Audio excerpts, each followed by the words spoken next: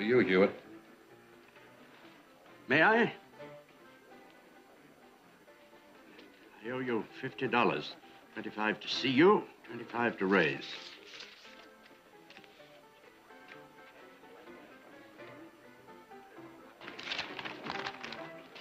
Call.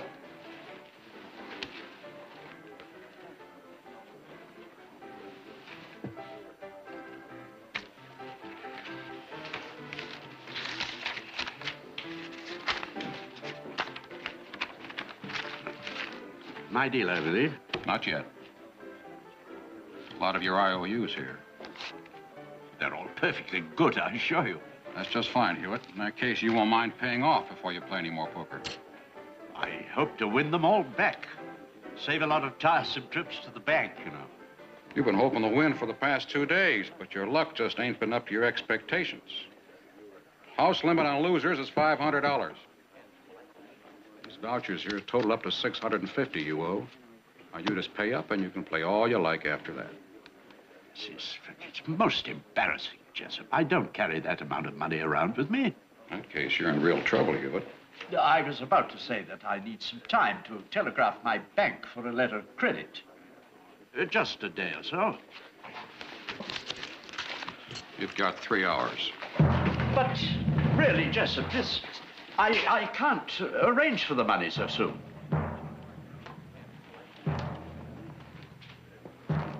Three hours.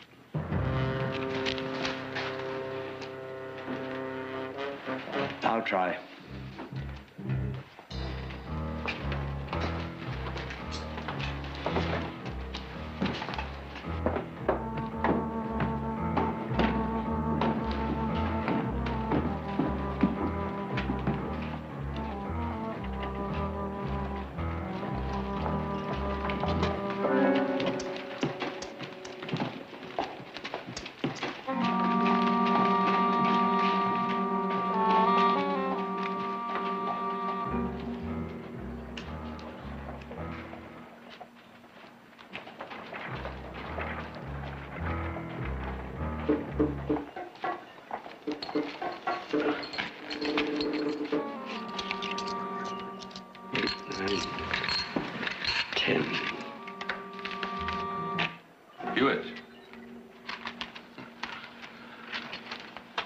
Rough luck you had in there.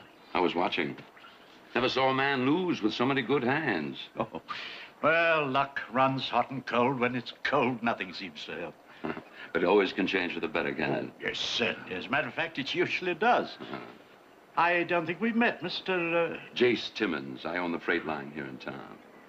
Edward Winfield Hewitt. Hewitt, if you don't mind my butting in, let me give you a little advice. Don't wait too long to pay Jessup. When it comes to money owed him, he's got less patience than a stuck bull. Best you pay up quick. But I have to wire San Francisco for the money. I don't know. That kind of thing is liable to take time. Maybe more than 3 hours. I can't understand why he's in such a hurry. Might be he doesn't think there is any money in San Francisco. You do have the money, don't you? You don't suppose I'd dream of sitting down to a game of cards unless I had adequate funds. What do you think I am? I didn't mean anything by it. But to keep your playing cash in San Francisco, well, as long as you can pay off, it's all right, I guess. If there should be some little difficulty in obtaining the money. Well, people who tangle with Jessup wind up dead. Tell you what, Hewitt, if you have any trouble at all getting the money, you come see me. I might have a job for you. It'd pay $800. What sort of job pays all that money? Special job. Unless you definitely wanted it, I couldn't give you the details. You understand, it's pretty important. But if you did take it, I could get Jessup to let you off the string. Guarantee him payment when you complete the job. Are you interested, Hewitt? Well, I'm not sure. That fellow who followed me out of the saloon. John Clay, Jessup's hired enforcer. I wouldn't push that deadline too close, Hewitt. Clay has been known to kill a man and bring his gold fillings back to Jessup to pay off a debt. Well, if you want the job, you can find me at my office or at the saloon. Thanks.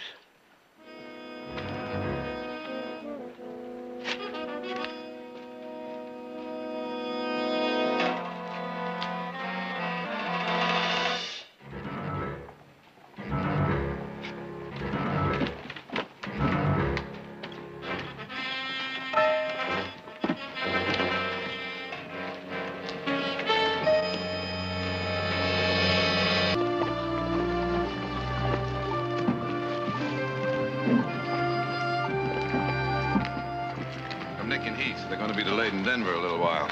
What's all this? For the Indian school? Mm-hmm. They've been under quarantine for weeks. No one wants to go near them. And they need food, medicine, just about everything. Measles. A simple little thing like measles. Can make a lot of trouble. Everything's all ready, Mrs. Barkley. You sure you don't want me to go along with you? Silas, you have more than enough to do around here. Besides, who would look after Mr. Jared? Yes, ma'am.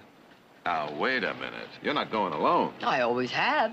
Look, why don't you let me get a continuation on the Taylor case? I'll go with you. There's no need for that. Well, then take a ranch hand. With spring branding going on?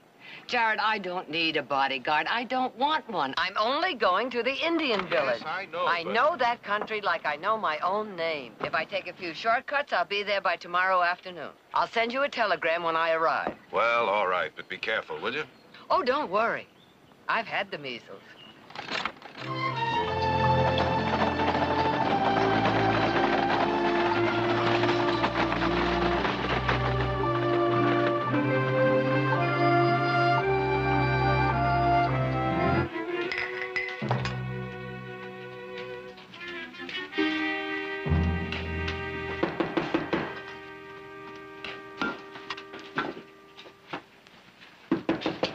Who is it? Desk clerk, Mr. Hewitt. I made up your bill, Mr. Hewitt.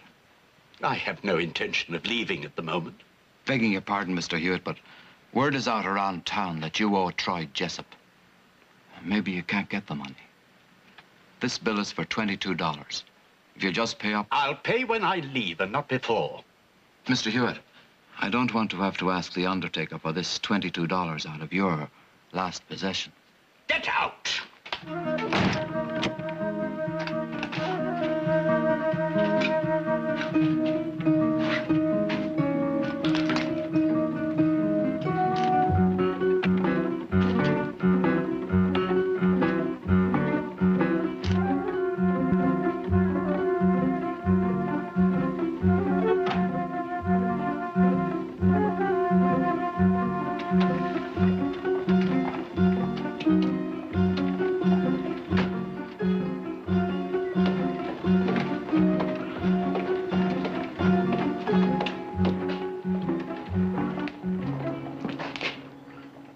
Late.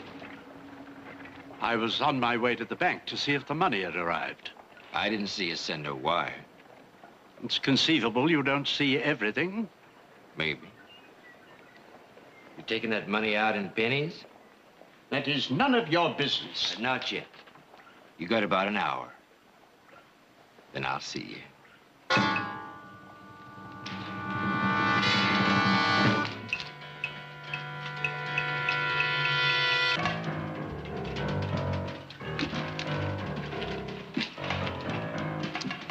I'll take the job.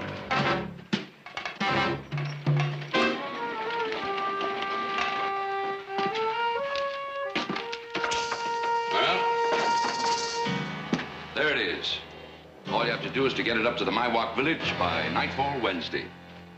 But if it's so simple, why is it a special job? You're a freighter, one of your own drivers could do it. That's right. If it wasn't illegal to sell liquor to the Indians, my freight line is a legal business. Seems a great deal of risk for a very little profit. Not if they let us come in and mine their lands. There are traces of silver up there. It's worth the risk for that kind of payment. Why do you ask me to drive for you? Because the only man who would take this kind of job is somebody who needs it. And you need it. Over $600 worth. That's true enough. Those poor Indians, they have so little to begin with. to turn this over to them for a few hours of alcoholic joy, to say nothing of a bad headache. Now, look, you're in this now, Hewitt. I put Jessup off for 4 days. That'll give you time to get up there and make delivery and come back here. If you don't do it, you're dead. Now, what do you want it to be? Terribly generous of you to offer me an alternative when you know there isn't one. As I said earlier, I'll do the job. Have you ever driven a 4-up before? No, but I can handle it. All right. You leave in the morning. About the money. Your debt with Jessup will be paid when you deliver the cargo, and you'll get your money then, too. But I need some money now, my hotel bill. How much? $12 will do.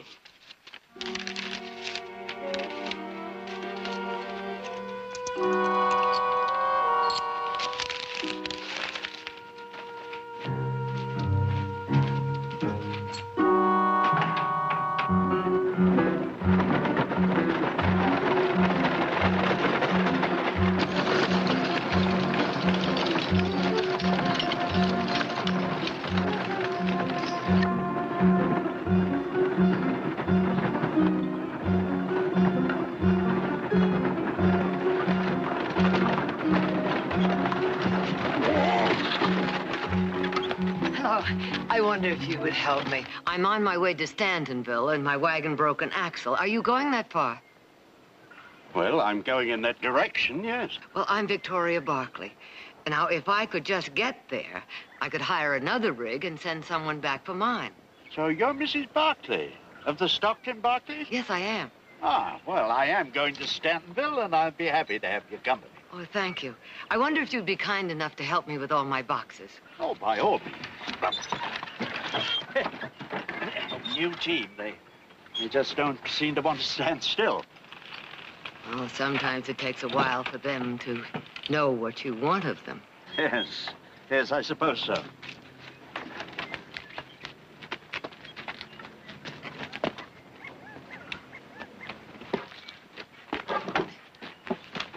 Why, what's all this? Oh, supplies for the Indian school. Well, I would have thought they'd got regular supplies from the outside. Oh, they do when they're not under quarantine for measles. None of the freighters want to go up there. Measles? That's not dangerous. Oh, not for you or for me. But the Indians have never had it before. It's reached almost an epidemic, and some people are frightened of it. Maybe you didn't know it when you stopped. But you'll be helping a lot of sick children.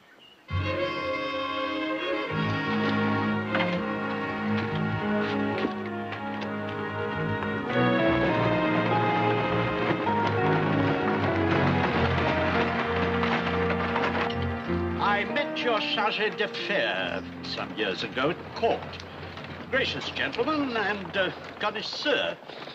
He agreed with me that walking down the Mall on a Sunday afternoon was one of life's greatest pleasures. My daughter felt the same way about it. She spent a lot of time in London when she went to Europe. Ah, that'd be young Audra, wouldn't it? Yes, how did you know? Mrs. Barkley, I must confess to being a great admirer of your family. Your husband and yourself have built a position here out of nothing. It's something I want to do, have to do. I suppose I should have made my mark in this country years ago. But as the third son, I inherited no estate or title. But there was a considerable sum of money which I decided to invest in a cattle ranch in Wyoming. What happened? My present state is the result of that investment. I rather unwisely allowed agents to handle the arrangements whilst I lived the life of a gentleman rancher in London. After a while, I began to realize that the reports I was receiving were not only evasive and unsatisfactory, but also rather few. So I decided to take the last of my inheritance and come to Wyoming to see the ranch. And they had never heard of you. Quite correct. The property existed only on paper. I imagine those two agents are living rather well off somewhere now. And here I am driving a freight wagon. I'm sorry. But perhaps this will be a new beginning for you. Get up. Let's get moving.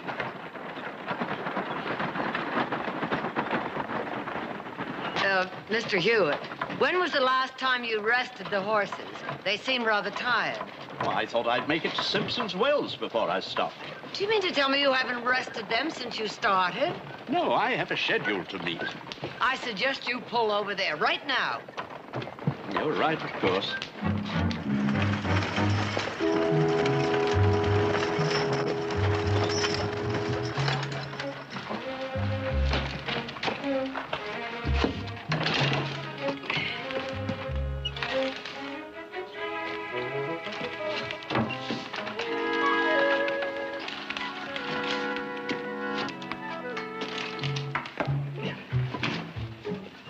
I have some sandwiches here. Would you care to join me? Oh, I'd be delighted.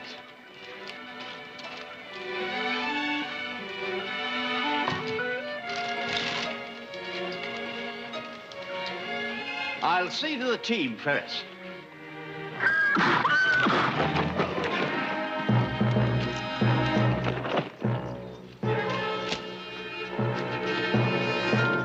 Mr. Hewitt. Mr. Hewitt.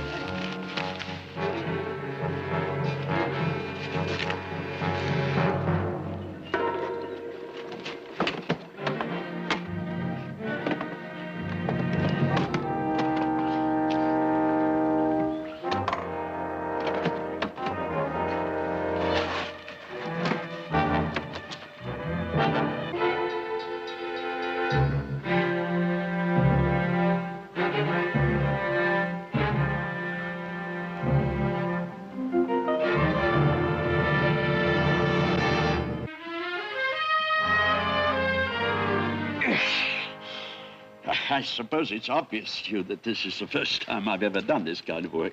Only a small cut. You'll be all right. What's wrong, Mrs. Barclay?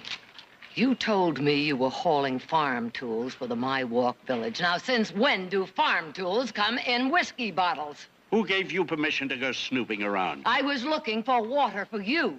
How can you do this? Do you know what that poison cost them in more than money? Now, just a minute, Mrs. Barclay. I'm not selling them that liquor. I'm just the driver. That's what I'm paid for. That makes you just as guilty and just as dirty. Well, man has to find some way of earning a living. A man has to have some honor, too. I think you'll find, Mrs. Barclay, that necessity often negates honor. And absolute necessity does away with ethics. Does a freight driver's pay mean that much to you? In this instance, yes. You object to what I'm doing, and I understand your point of view. But looking at it practically, you have no way to move your precious goods except with my illegal cargo. Necessity over honor, Mrs. Barclay. Well,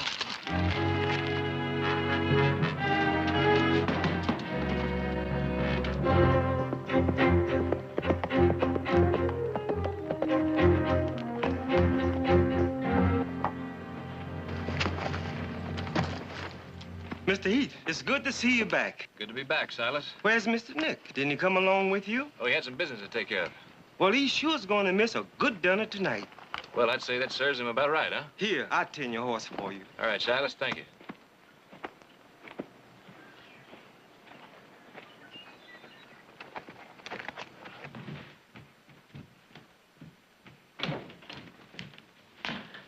Well, it's about time you got back. Where's Nick? He had some special business with the cattle buyer. What's so special about selling off a few yearlings? Well, it was a cattle buyer that interested Nick. Cattle buyer? Nick knows a lot of cattle buyers. Not one like T.A. Holcomb. T.A. Holcomb, what's so special about him? Well, in a few short words, tall, blonde, and beautiful. First lady cattle buyer I ever saw. T.A. Holcomb is a lady? Teresa Ann. Well, where's Nick now? Well, about as near as I can figure, halfway to Cheyenne. That's where she was heading. Where's Mother? The measles broke out over at the Indian school. It's almost epidemic. Dr. Cortina needed some supplies, so she took them over. Who went with her? Nobody. She went along. She say when she'd get there?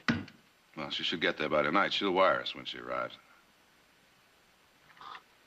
Now, listen, you don't really think Nick would go to Cheyenne, do you? Jared, you haven't seen T.A. Holcomb.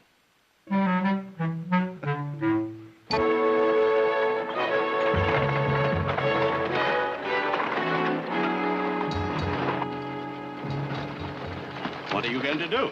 About what? This. What do you expect me to do? As a lady of integrity and honor, I assume you'll march up to the local constabulary and turn me in. Good guess, good guess. Mrs. Barclay, won't you take into consideration the fact that I'm helping you accomplish your errand of mercy? And canceling it out with this cargo of whiskey. Can't you understand my position at all? No. You regard yourself as an angel of mercy, don't you, helping the sick and the poor? And the righteous handmaiden of justice, too. Just turn me in and don't even try to understand that I'm only doing what I have to do. Reporting this to the marshal is what I have to do.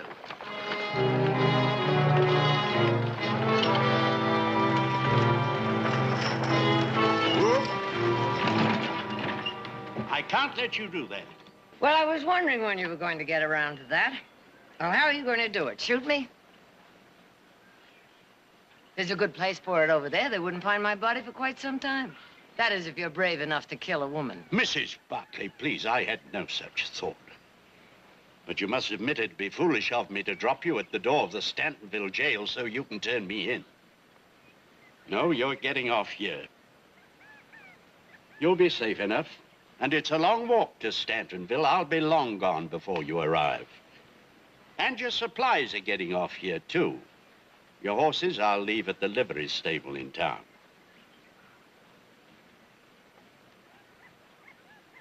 Mrs. Barclay, I don't want to have to do this at gunpoint. Please get down.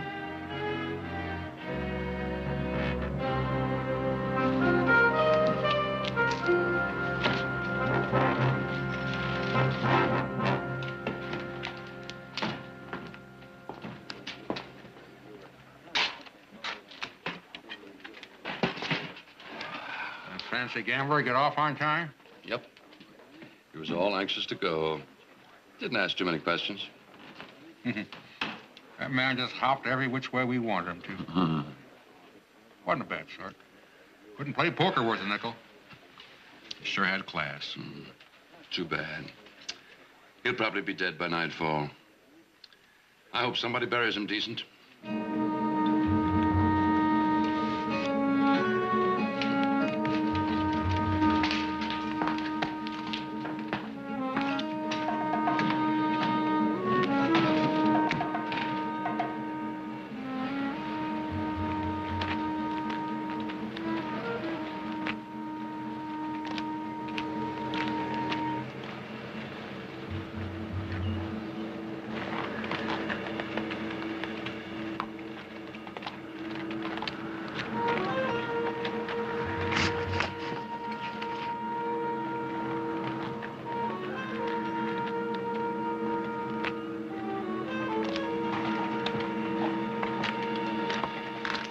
Oh, it's you.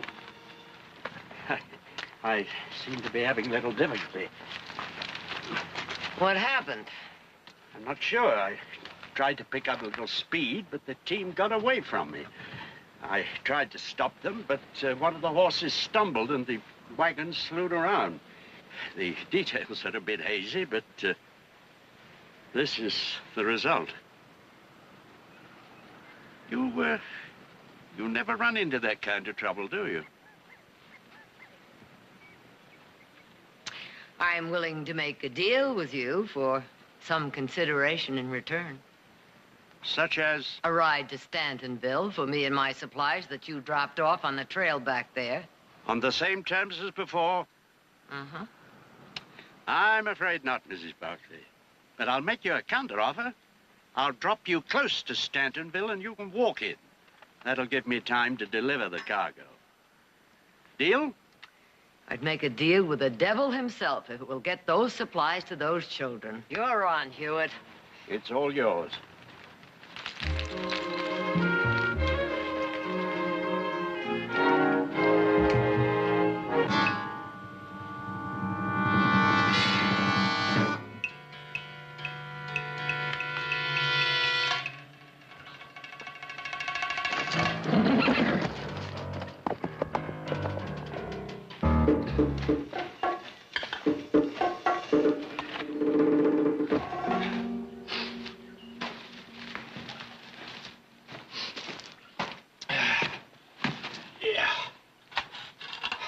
Did you see the wagon? Yep. Down the same old road as always. Well, that old Timmons fella just never learns, do he? You know, he's turning out to be our benefactor. If I was a religious man, I'd offer up a prayer for his continued good health.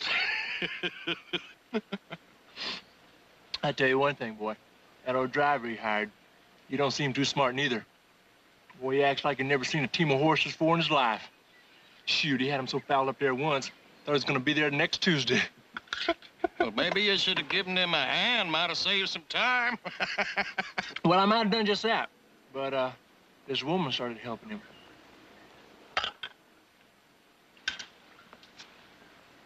You say there was a woman with him? That's right. Picked her up on a trail. Her rig broke down. Real pretty woman, too. Anything that wears a skirt looks good to you. In fact, I got so close to her one time that I almost smelled her perfume. Which reminds me, Lloyd, when we getting back to a town again? Just as soon as we take that shipment and sell it to the Paiutes across the line in Nevada. Well, now, how much money you think we gonna make? More than enough to last for the next few months, anyway.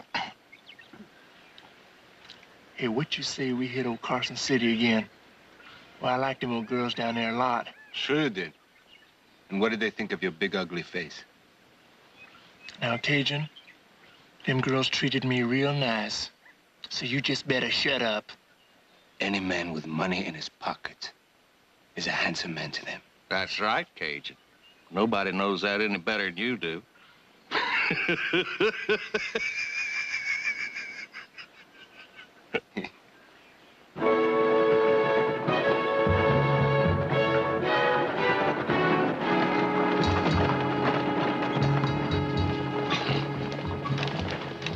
There's a blanket under the seat if you're cold.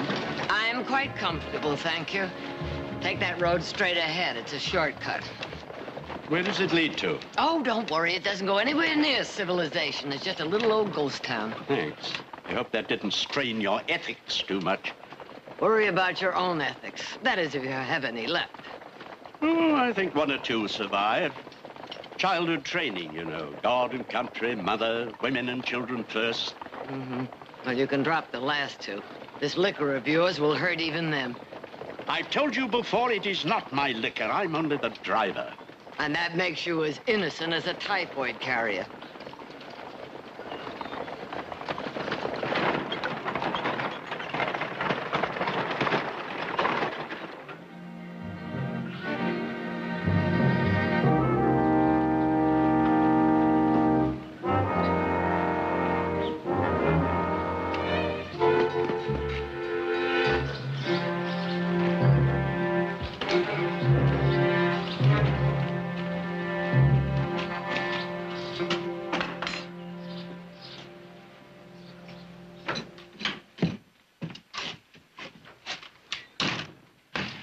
Well, I'm glad we stopped here.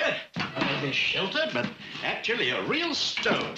Did you feed the horses? Yes. You're hungry? You'll want something hot. Well, it would turn out better, of course, if all the ingredients were fresh, but this should be all right. Took me some time to realize that good food west of the Mississippi is as rare as the dodo bird. So I always carry a few things of my own. Interesting hobby, actually. I can't exactly call this gourmet cooking. More like survival stew a la Hewitt. But it'll taste all right. Mrs. Barclay, circumstances have put me in the position where I have to deliver that wagon. Now then, if you hadn't known what the cargo was, would you still hate me? The point is, I do know, and what you're doing is wrong. Whereas you've never done anything wrong, I suppose. Such as condemning me without knowing why I'm doing it. Such as not admitting that I'm helping you deliver your cargo. I'm not really a blackguard, Mrs. Barclay. Look, we're both going in the same direction, and we need each other to get where we're going, and that is all we have in common. I consider that a great concession on your part. Well, don't. We may both have cargo on the same wagon, but mine is going to save lives. Yours will destroy them. You know, The difference between us is, whereas I know how to bend to necessity, you'd never even consider it. Ow! Are you all right? Is that an academic question, or do you really care? I don't like to see anybody hurt. Well, there's no major damage, just a little scorching. Here we are. I'm not hungry. You're a poor liar. You haven't had a thing to eat all day. I still have some sandwiches left. Which are now stale. Mrs. Barclay, would you please let me have my own way for once?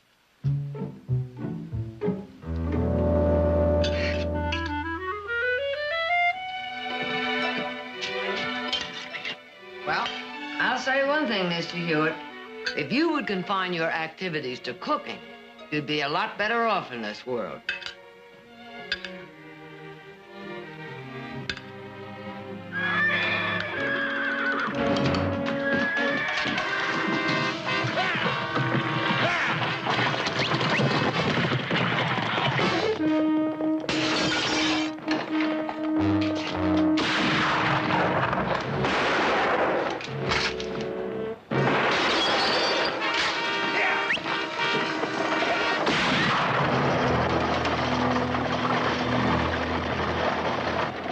How many others knew about that shipment? I don't know. Obviously, those thieves did. Well, what do we do now? There are 2 loose horses out there. You're not going out by yourself for them. Do you think you could help me catch them? I'll try. Let's go.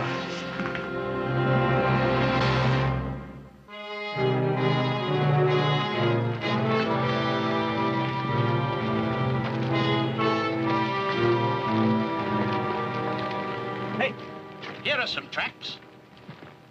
No, those weren't made by my horses. Those were made when the ground was wet. Some riders must have passed through here about a week ago. Now, see, those over there. Now, they're fresh, and they come in from the right direction. How did you learn to track? Oh, you learn a lot of things out here when you have to. Come on.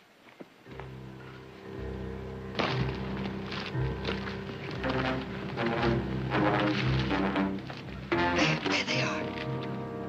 Now, I'm going to approach them from this side.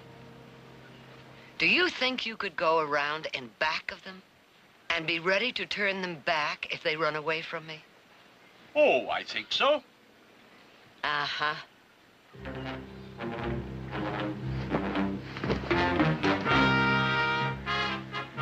Easy, boy. Easy, Sandy. Oh, boy. Ooh. Easy, boy. Easy. Easy now.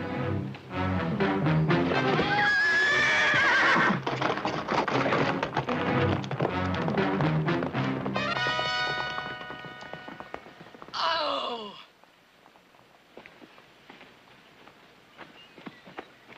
Mr. Hewitt, is there anything else you don't know how to do? I don't know. I seem to keep on discovering new ones. I think perhaps I better stay rooted to this spot. Oh, please. Please do.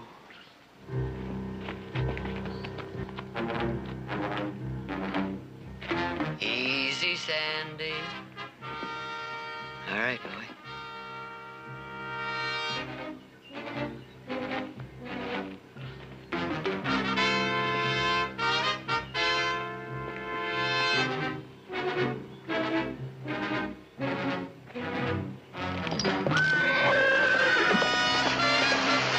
Easy now. Easy, steady. Steady, boy. Whoa, whoa, boy, whoa, boy. Whoa, whoa, whoa. Easy, boy. Easy, boy. Easy, boy. There. Good boy. Good.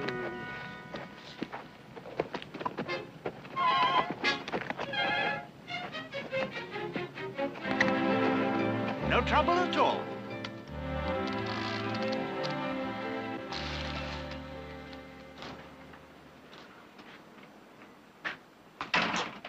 Where did you get those saddles? Found them in the livery stable.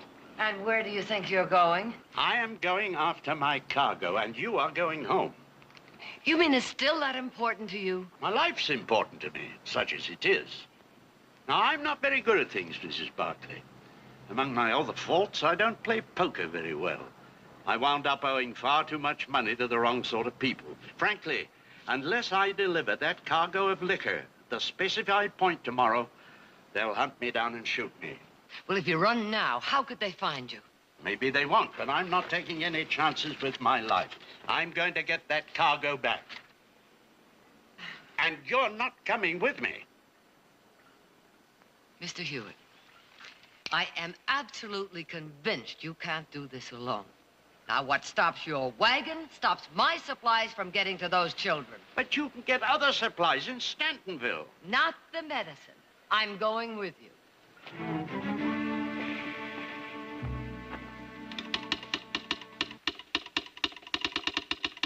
Is that it? No, this is from Sacramento. Well, you sent our wire out over an hour ago. It should be in. Now, Jared, you know as well as I do, it's more than 5 miles from Stantonville out to the Indian school. Somebody had to ride out there with it and then ride back in with your answer, and that takes time. Well, somebody in Stantonville might have seen it drive in. Yeah, but your wire wasn't addressed to somebody in Stantonville. Wait a minute. Here it comes now.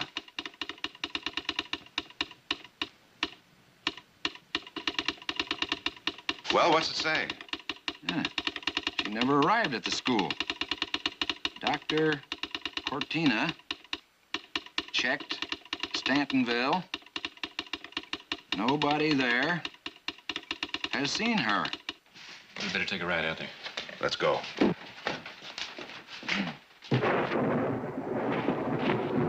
Wrong time of the year for a storm. No little downpour is gonna dampen my spirit. We got cause to celebrate. Well, now, might be some money in here. Medicine bottles. Well, we might be able to sell those someplace. What about the rest of the stuff? Don't waste nothing, do you, Lloyd?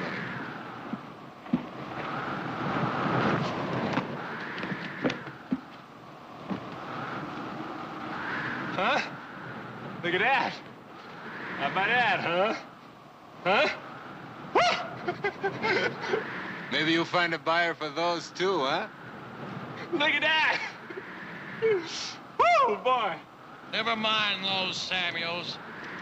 The liquor is what we're after.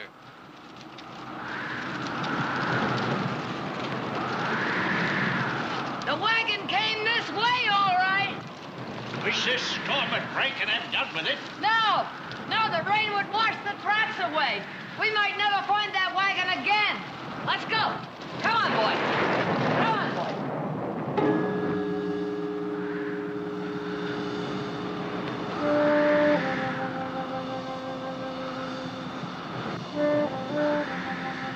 Where are the horses? In those trees, I think. That's the only place they could have tethered them. I have an idea. It's tricky, and we'll only get one chance at it. But I think it's worth it. Come on.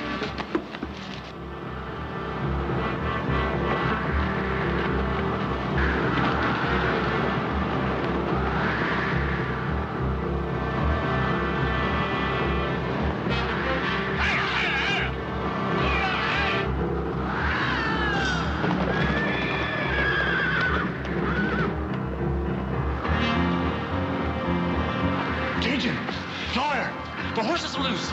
The thunder must have spooked them. Come on.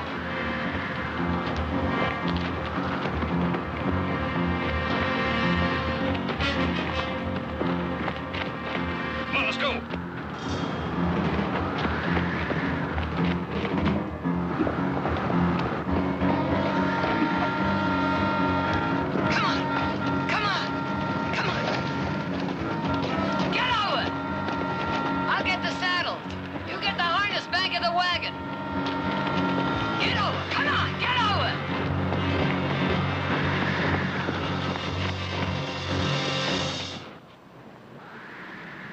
You better get back to camp and keep an eye on that wagon.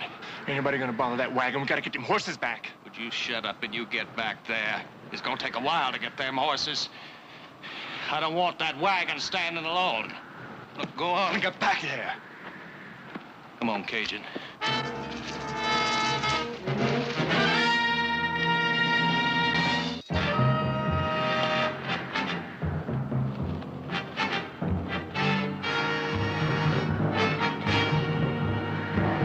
I'll get the medicine. Hold it!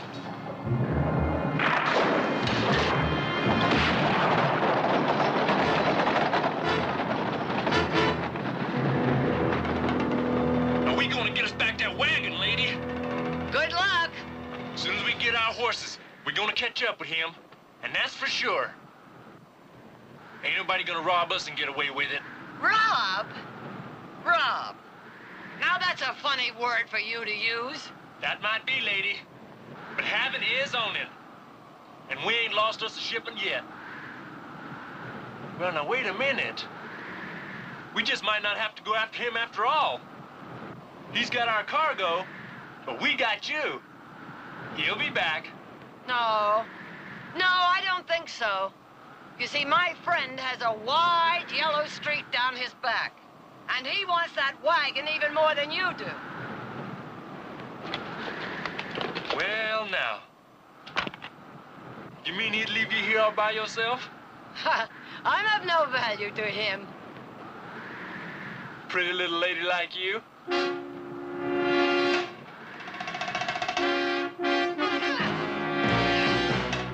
Now, lady, what's hurt you? Especially when you smell so good. Now, you see what you made me do?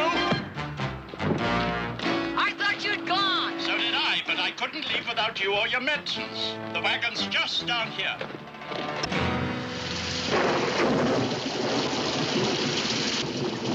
We can't go much further in this rain. You think we've lost them? Well, they haven't got a trail to follow. I guess not, but I hate to stop now. If one of those horses stumbles or steps into a hole, we may be stopped here permanently. You're right, of course.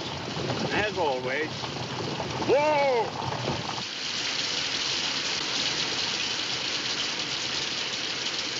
I haven't thanked you for coming back for me. Oh, I suppose I'm not without a trace of morality. Mr. Hewitt, do you suppose if you contacted your family in England that you could maybe arrange for a small loan that you would repay? Well, in that way, you could start all over again. Pride is a wonderful thing to have, but it can blind you, too. I have no pride. Pride, no family, no money, none of the things we spoke of. Only wish I had. Only wish I was a real gentleman. Most I've ever been is a gentleman's gentleman, a valet, Mrs. Barclay, someone's servant. Oh, of course, the education was excellent, but I was always someone else's man. Thought perhaps I might be able to stand on my own here in this country, but seems I've been an outlandish failure. Well, it doesn't have to be that way. Well, I've not been very successful in changing it so far, have I? Yes, I'll have to admit to that. But you could change by getting rid of this liquor. I'll be glad to oblige Mrs. Barclay, but you're asking too much. Mr. Hewitt. Mrs. Barclay, we've been through this. Don't see in me what doesn't exist. You came back for me, and that took courage. And a larger measure of cowardice. I didn't think I could make it without you. I'm sorry. So am I, Mr. Hewitt.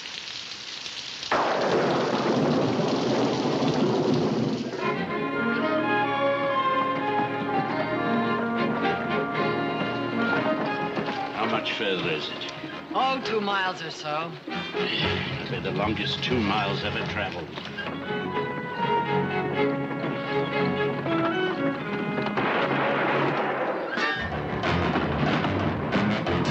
Get those horses moving!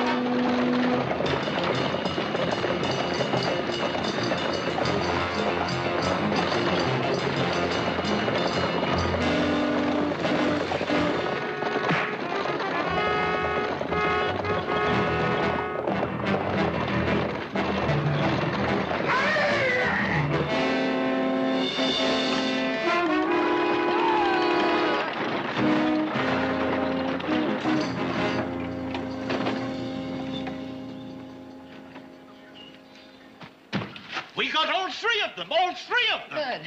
Ha! Ha! Yeah. Your cargo looks all right. How about mine? Thank God.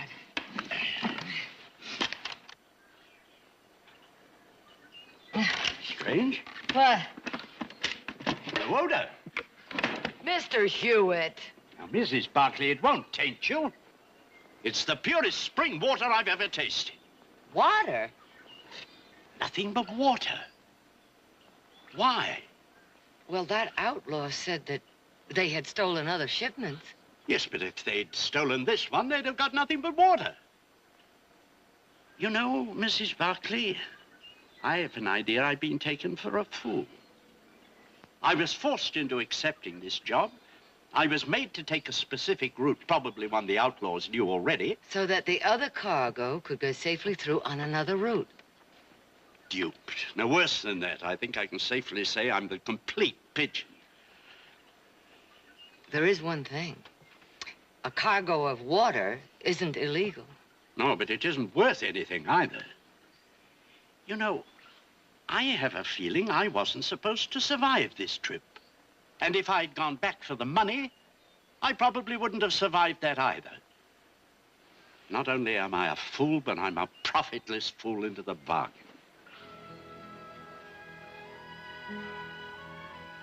I'll take you to the Indian village if you like.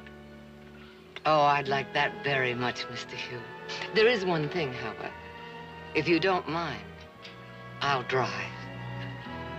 I don't mind at all.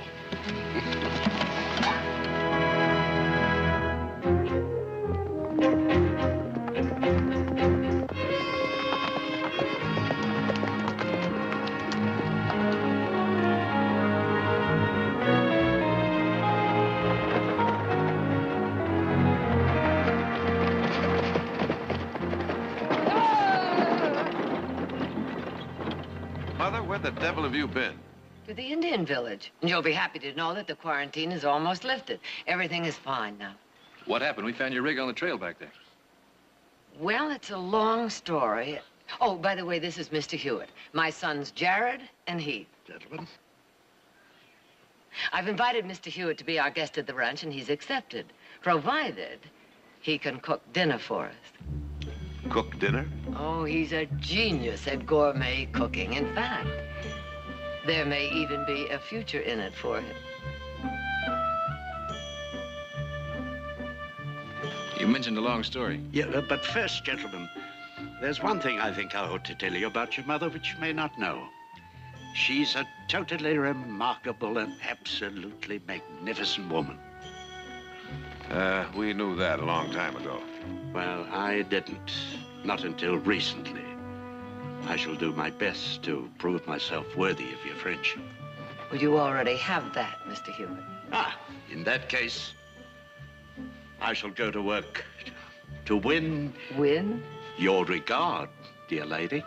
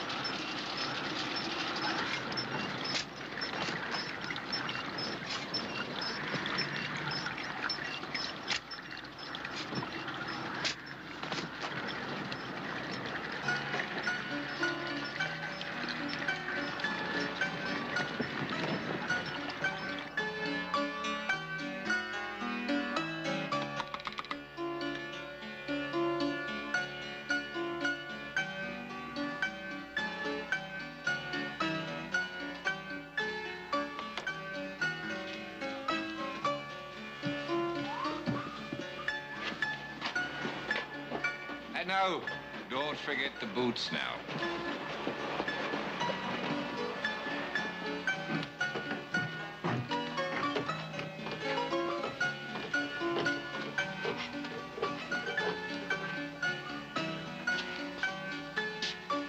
Ah, yes.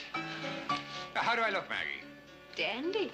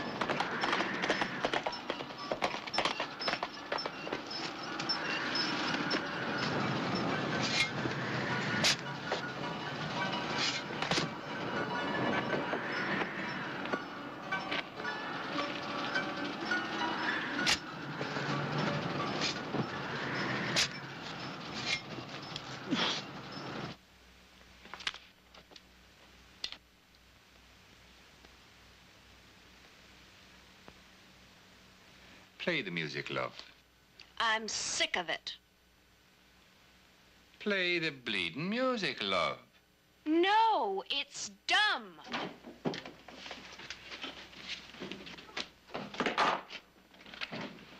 Don't make it.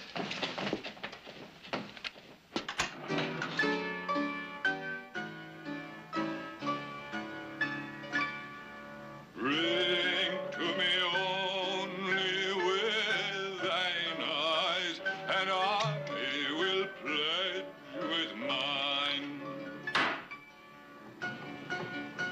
The immortal bleeding song of Ben Jonson. And you say it's dumb.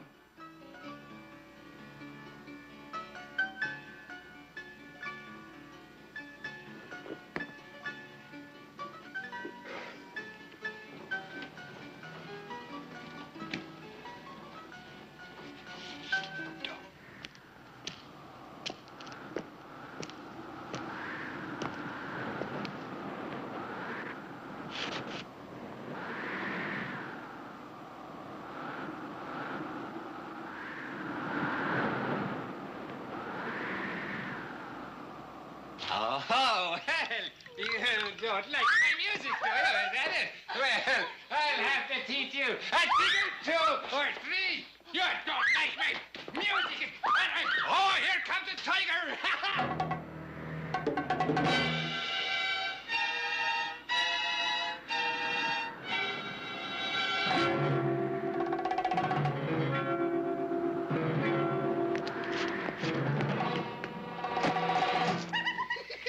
I'll teach you. You look at the finer things in life.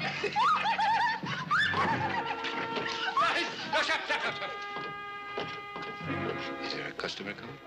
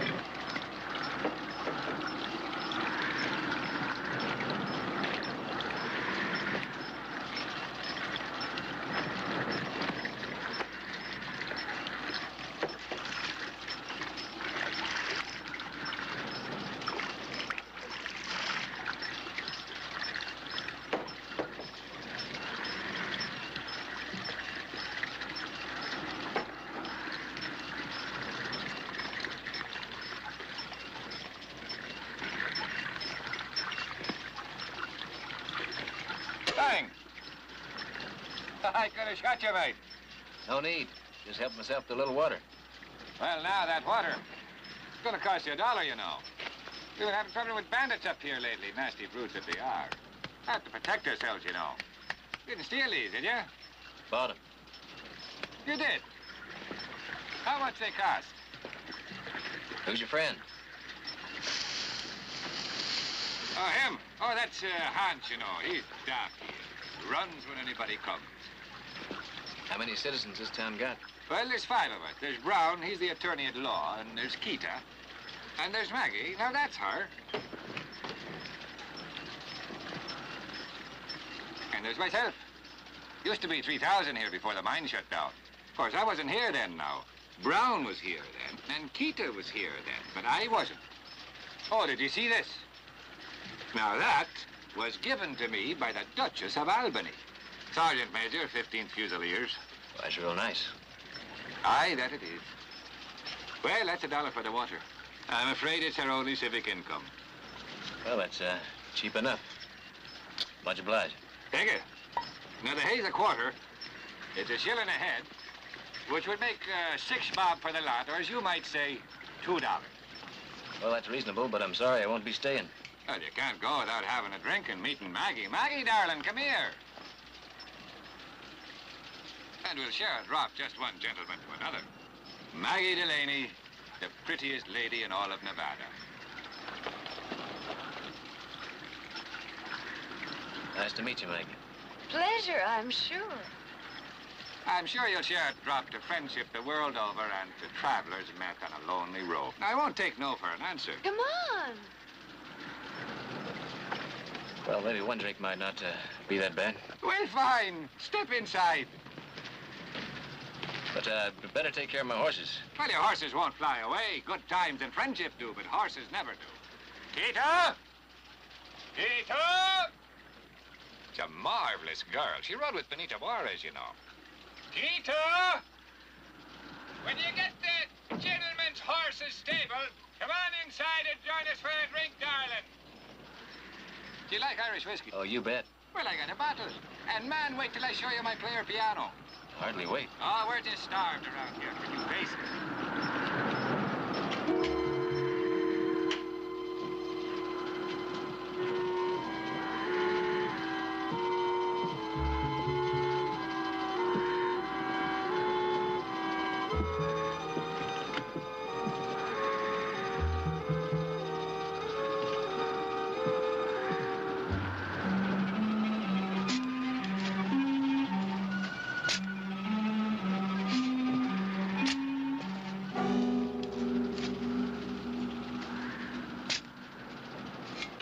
Did you say this was Irish whiskey?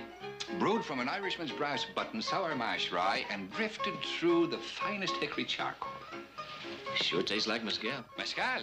Maggie, is this mezcal or the finest Irish whiskey? Mezcal. Well, you caught me in a lie. A lie compounded of necessity and privation, mind you. Well, it's not bad, mezcal. Well, thank you. What do y'all hang around a town like this for? A man with your charm should do well in a fair-sized place. Well, now, that's very kind of you. But you see, out there, that's all mine. I'm what you might call a big frog in a dry puddle. You see, in here on this floor here, I matter. I exist. I rule. Hey. All right, now, take it easy. You don't want to spill your guts out on that floor, do you?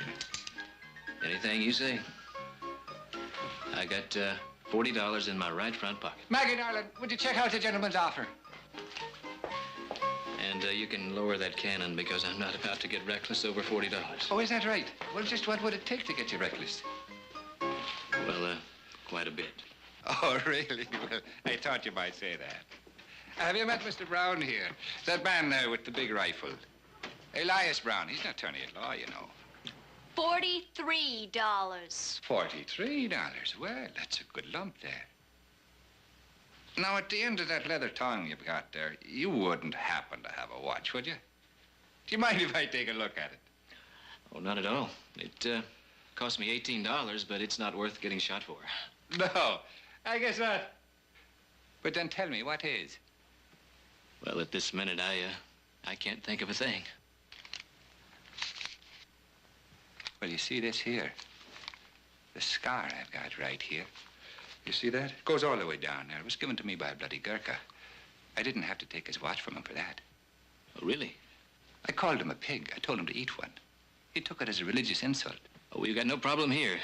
I got nothing against pigs. Well, we don't have no pigs here, you know. Oh.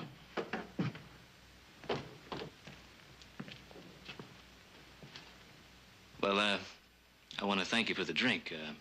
And by the way, there's no hard feelings. I suppose you people need the money more than I do. And so I'll just go out and tend my horses and be on my way. Oh, well, we're going to shoot your horses. Don't worry, Chico. We don't kill anybody's horses. Put out your hands. What's the sense in those? You've already got my $40. Now, you don't seem to understand. Those are handcuffs. Elias Brown is an officer of the 5th Nevada Judicial District. You're under arrest. Arrest for what? Prepare the prisoner for trial.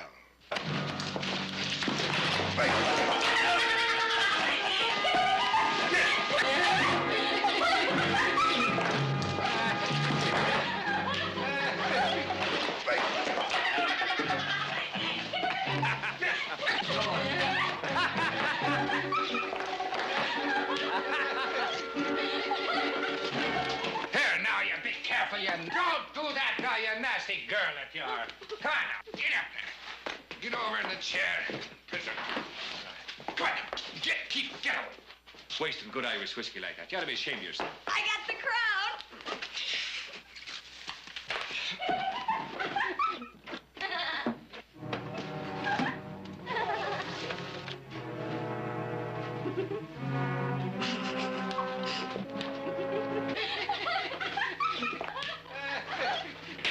Order in the court. Judiciary term, 5th District Court, Territory of Nevada is now in session. The Honorable Judge Elias Brown presiding. All rise. All right, get up, get up. Members of the court, witnesses, prisoner at the bar. All rules and procedures of the 5th District Court will be adhered to. Be seated.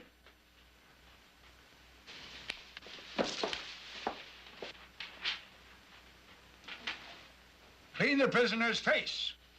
And instruct the bailiff that this kind of disorderly appearance will not be permitted.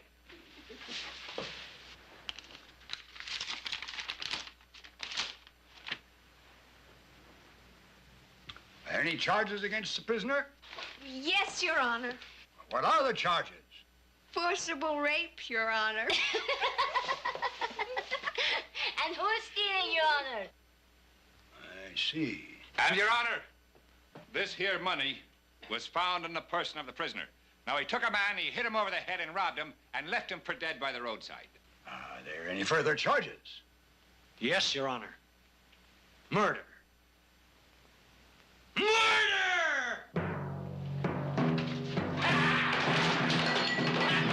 Oh, you poor dear.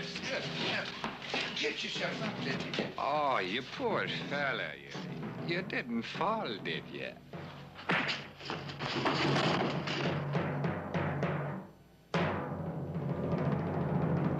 Now, ladies and gentlemen, what we have here is a brutal, savage misrepresentation of fact. Guilt by degree of the basest instinct of man. Now, this form of vermin here that has in itself the divine spark of God's rule and human decency and love of country and the highest calling of man, murder!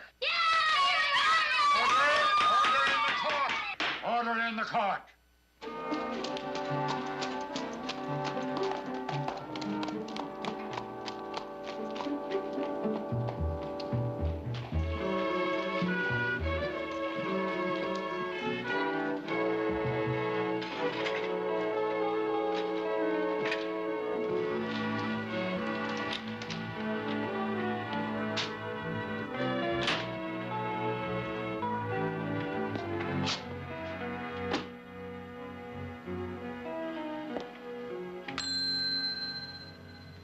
Sorry to bother you, but you've got a customer.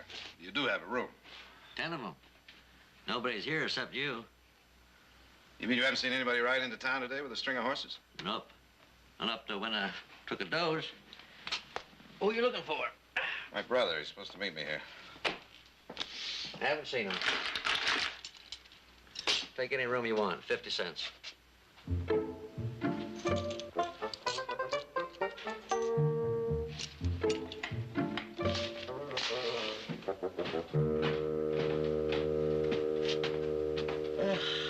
Heath Barkley.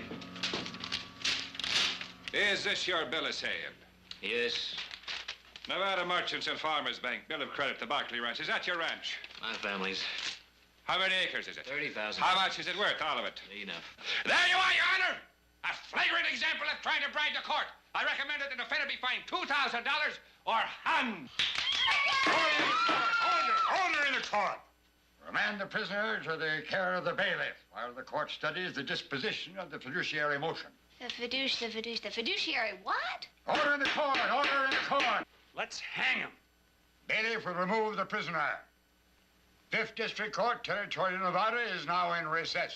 All rise. Hurry, get up, get up, get up.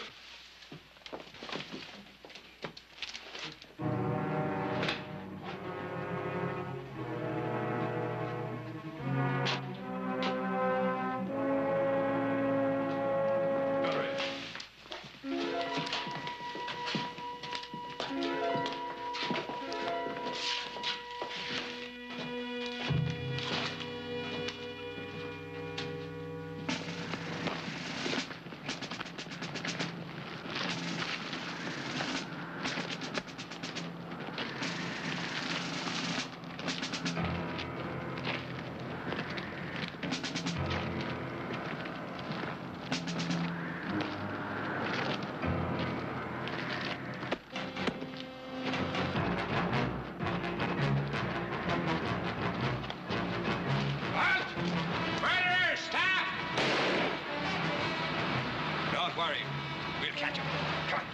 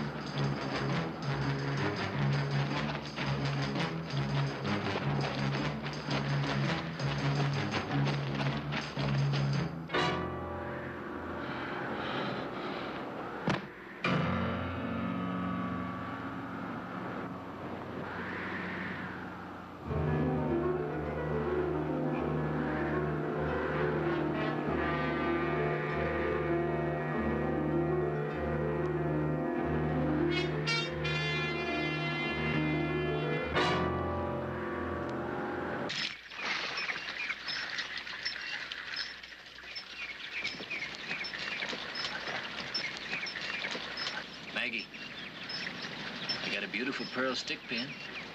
It was hidden in my shirt. You can have it if you want. Well, let me see it. Come here. If you've got a pearl stick pin, you'd show it to me. You haven't got one. Yeah. Get the key and come inside. Boy, do you think I'm dumb? I must look like the dumbest girl since Fanny Applesauce. All right. Look at that. Oh, throw it here. Uh-uh. Get the key. Come inside. What do you want me to come inside for? Well, I haven't had a woman to talk to in more than a month.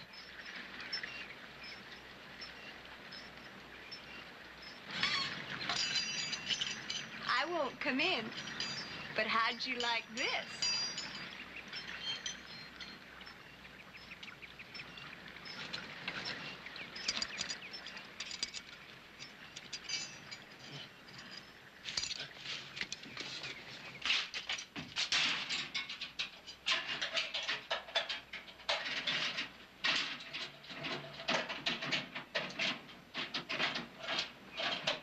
That's it, Ducky. Use that key. Use the key. What's the matter, love? Is it the wrong key? Oh, now. Well, now, you didn't think that we'd be hanging the right key up on a hook out here, did you? I'll kill you.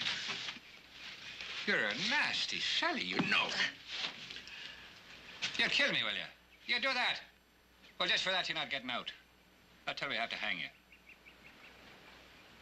Well, you're gonna kill me for $40. Well, no, we wouldn't kill you for $40 now. Would you like me to tell you why? I tell you. You see, they're all daft, all of them, you know. Brown was a lawyer and a town judge. He made $250,000 in the mine before they had to close down. He took all that money and put it back in to keep them going, poor fella, you know. And Hans, well, Hans, he worked for him, you know. He was the bailiff and the hangman. And Kitty, I told you about, she rode with Benito Juarez, but she had one battle too many. And Maggie, poor darling, she entertained the miners one after the other, and finally one day they found her running up and down the alley outside making noises like a bird. But you see, I'm really the only one who's not balmy. I'm a sergeant major, 15th Fusiliers, Her Majesty's Army. I trod the boards once, too, you know.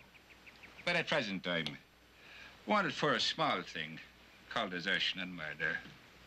You know, there's not many places far enough away a man can go when he's wanted for murdering an officer of Her Majesty's Army. So what's the point of all this? Well, everybody's entitled to a full life, don't you think? And they enjoy it. I invent the games, and they play it. Now, Brown, he's a judge. He's entitled to full honor and dignity. Hans has got kind of a religious turn to him, you know. Maggie, now, she'll be playing a variety of parts, which I'm sure you'll see. And Kita, she keeps up her interest with the horses.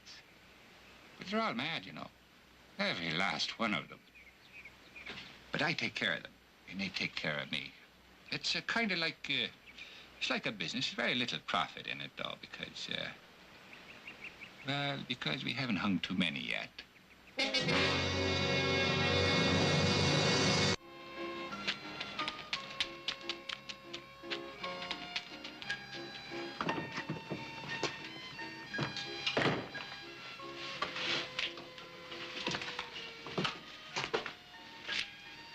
Senor, I want to talk to you. Will you talk to me? What about? I want to go away.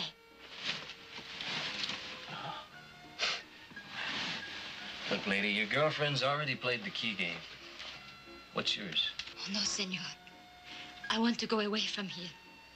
I will help you. Oh. Well, go find the key and unlock the door. I can't. Conway has it. Well, what other game can we play? I'm not playing a game.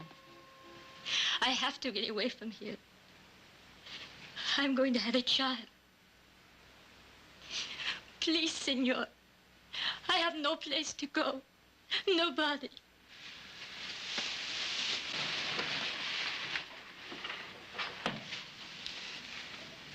Who's the father? Conway? No, senor. A man who came here. He was killed. I can't raise my baby in this place. Please. If you're telling the truth, there's a sheriff at Dorado. Go tell him. I would go to prison. I know you don't believe me, but you have a family. You could help me. Can you get me a gun? I can't. Conway would kill me. All right. I have a brother meeting me at Dorado. His name's Jared Barkley. He's there now. Go tell him. He won't hurt you.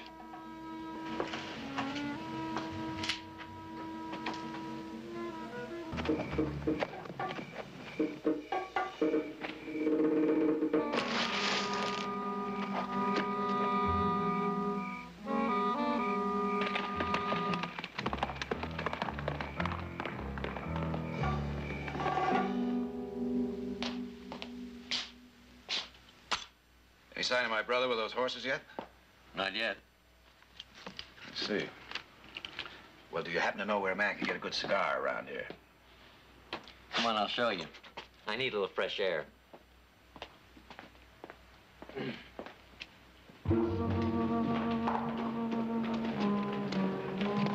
Now, you can get a smoke over there at the saloon, but I recommend Don Gordon's store.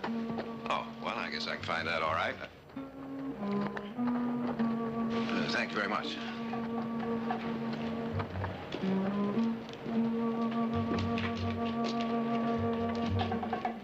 Senor, I am looking for a man.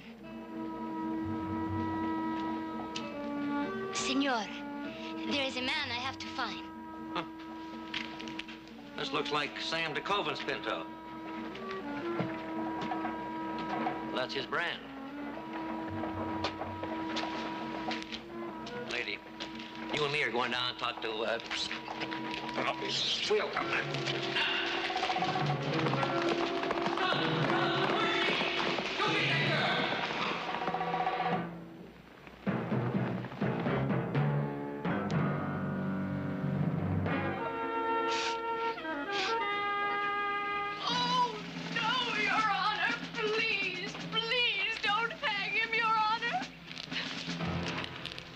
Don't forget, we're not going to hang you. We're doing what's called the governor's reprieve. At the last minute, we get a telegram from the governor, and in that telegram it says that you're going to be pardoned. Don't forget that, now.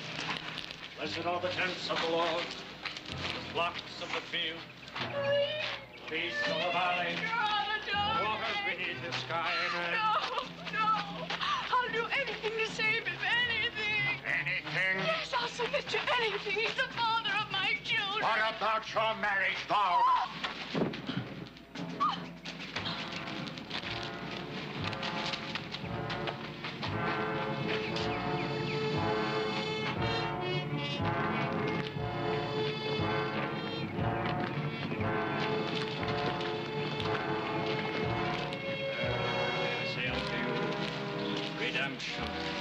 Redemption in his holy blood.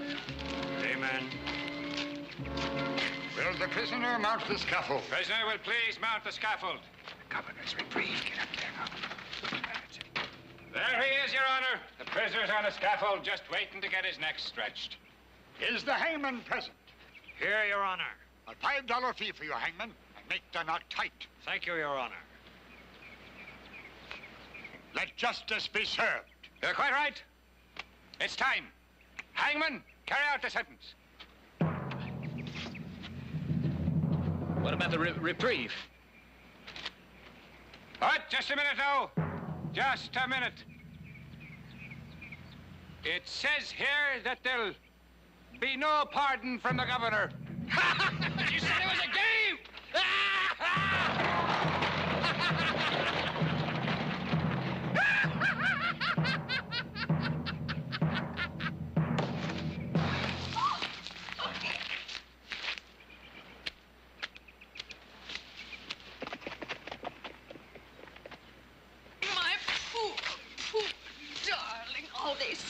You're saved. Well, Your Honor, the reprieve did come through. It was just a bad case of misreading on my part. The man's not to be hung at all. His case will be taken under advisement by the Judicial Court of Appeals. Hangman, assist the bailiff in returning the prisoner to court. Yes, Your Honor. Yeah, I'll give a hand here myself. Ah, you're a lucky man, mate, there. Governor's pardon coming through like that. You could have been hung, you know. You know, I almost got hung myself once. The commanding general sent down my release at the last possible moment. Don't you ever let a thing like that happen to you. There you are, you dear fella. There you are. Almost as good as new.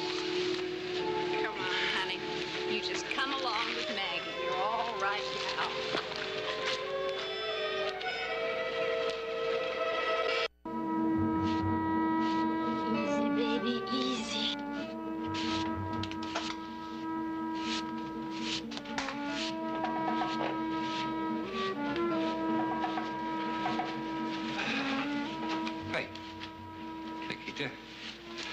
Where have you been now?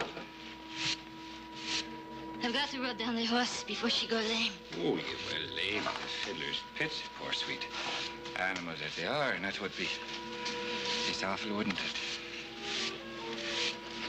Margaret! Now, where did you go? Don't. I'll throw you through the bleeding barn wall. Now, where did you go? All right. Where? Dorado? Is that where you went, you little pig? You want to get that stupid pretty neck of yours stretched? They'll hang you and bury you, kill you. You got all your chances here with me. Do you understand that? With me? You miserable, worthless loony, you. Please don't. My baby. My baby. You're not having no baby. I told you 5 times in 2 years you've been here. You're not having no baby. I am. You're not having a baby. I am.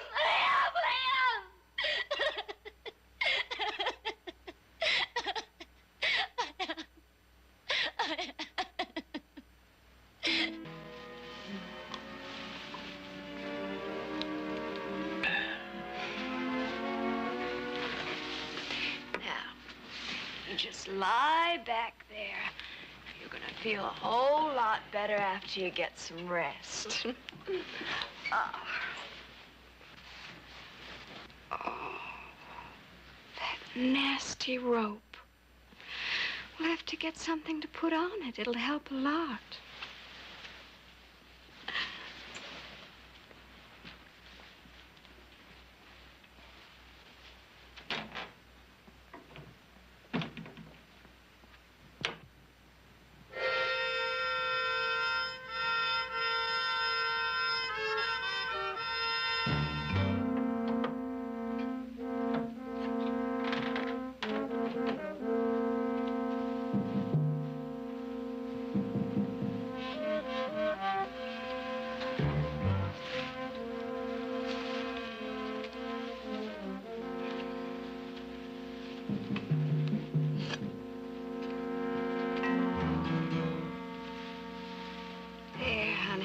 Doesn't that feel good, huh? You like that? Does that make it feel better, baby? Huh? You like that? Hmm? You like that?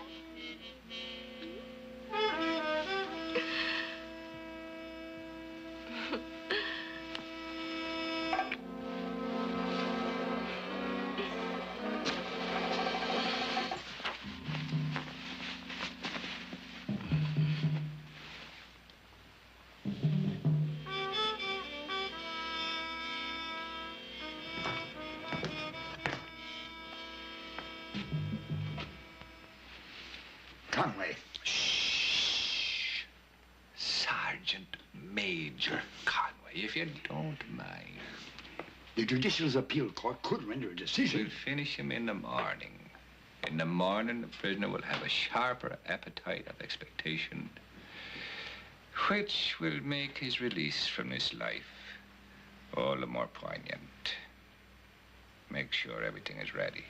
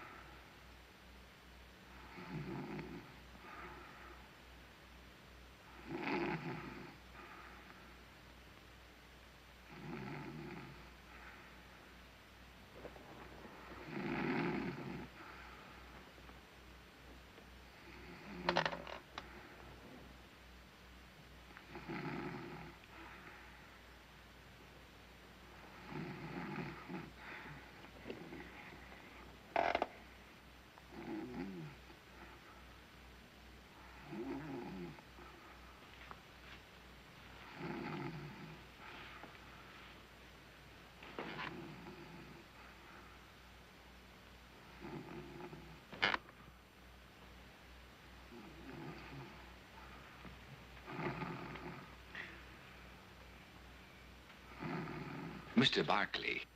Now, what is it? Are you going to feed the horse?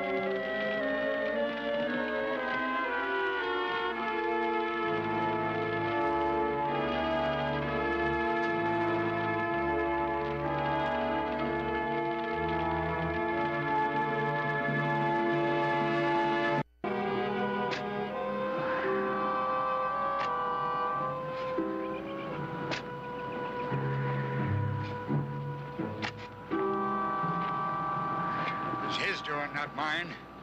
I didn't want to. I'll finish up, Your Honor. We got a long ride ahead of us.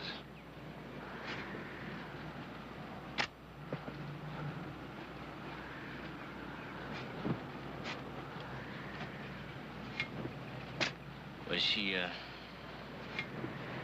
told me she was going to have a baby. Was she? No.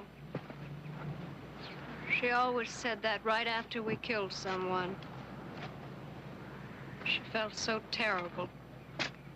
The only thing that would help was to pretend she was going to have the poor man's child.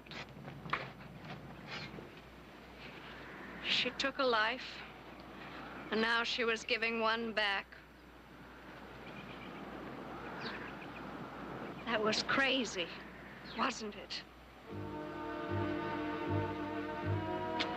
Blessed are the tents of the Lord, the flocks of the field.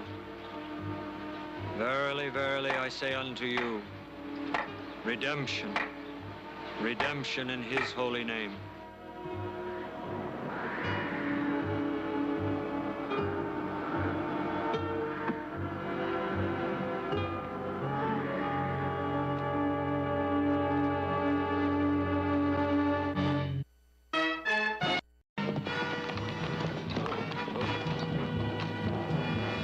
Hank Kellogg's place. Let's go.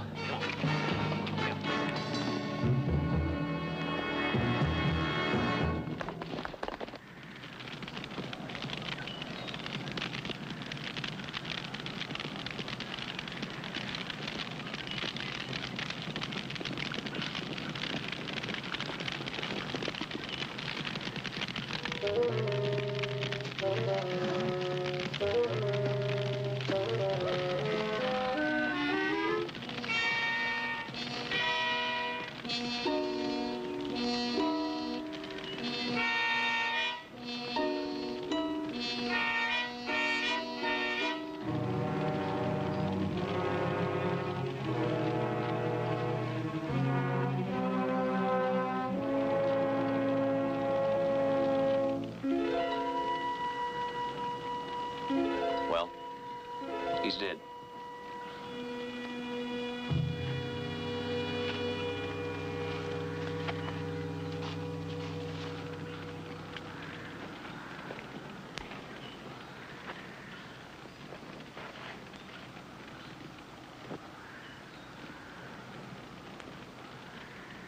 Look what Hank's got underlined here. They have sown the wind, they shall reap the whirlwind. Doesn't seem like a fit epitaph for old Hank. Yeah, but it's a fit one for the men who killed him.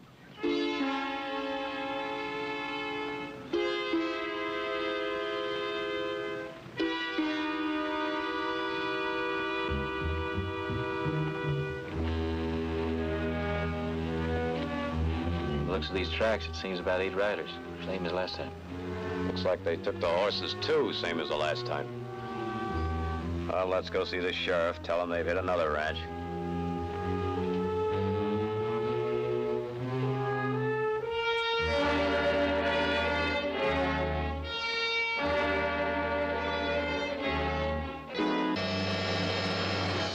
Sure you won't be needing us now?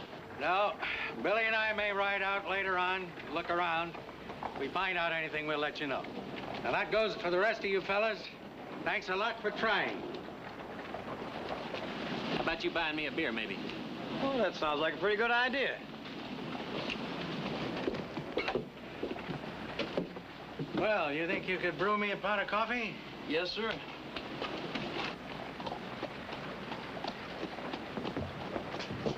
Harry Bodine.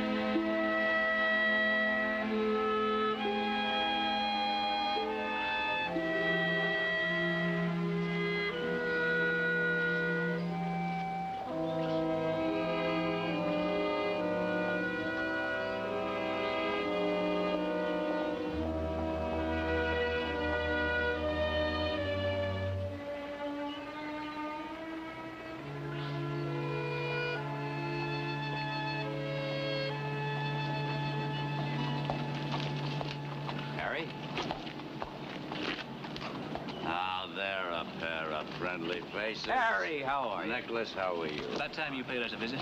Keith, I'm glad to see you. I didn't think you even missed me. Sure, we missed you. Well, now, you're quite a legend around these parts, Harry. We don't get sheriffs like you anymore. They see you around here, they're liable to put that badge right back on you. Not in that line of work anymore, Heath. Folks around here will never believe that. It's true. I just stopped by to visit Emma's grave. You staying in town? Now, while we have a house, he's not. Wait a minute. You said anything about staying anyplace. Well, you just been invited. Well, now, we can get together and talk about old times, Harry, and catch up with each other. Besides, I have it on very good authority we're having chicken and dumplings tonight for dinner. I call that hitting below the belt. It's settled in. Come on, Mo. All right. You sure it's all right with me? Oh, Sure, it's it's a all pleasure. right. Come on.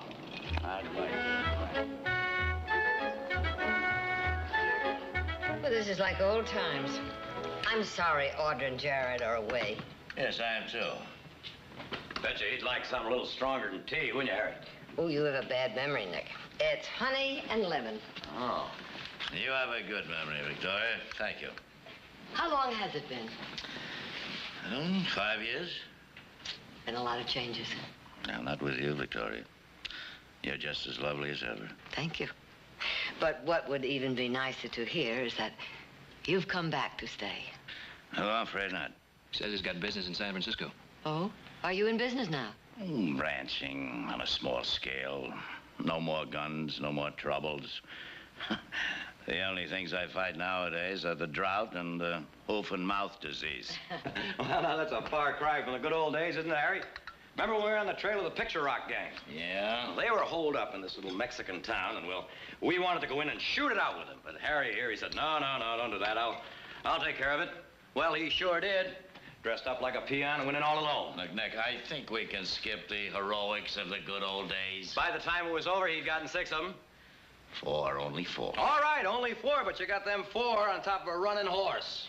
Harry, couldn't you stay just for a day or two? I do have some things to attend to, Victoria. A lot of people are going to be awfully disappointed, Harry, if you leave again so suddenly. Come on, Harry, a day or two won't matter. We got plenty of room. You make it very difficult to say no. Thank you. Good. Mr. Norris, come on in. Well, what is it, Billy? I sure hate to bust in this way, but there's been some trouble. 4 men just shot down the sheriff right out in front of his house. Oh, no.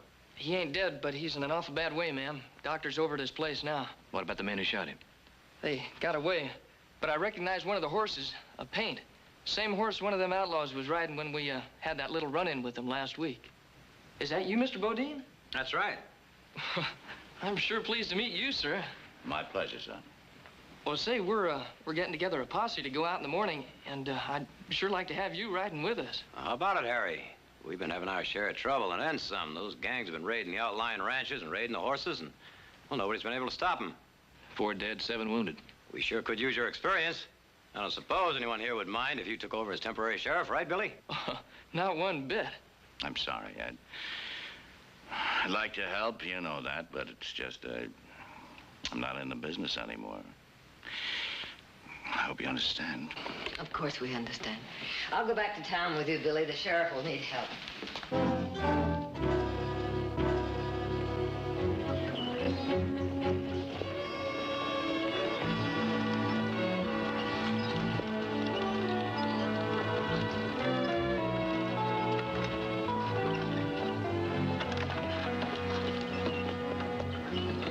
I forgot to say so. You're looking very lovely this morning. Thank you.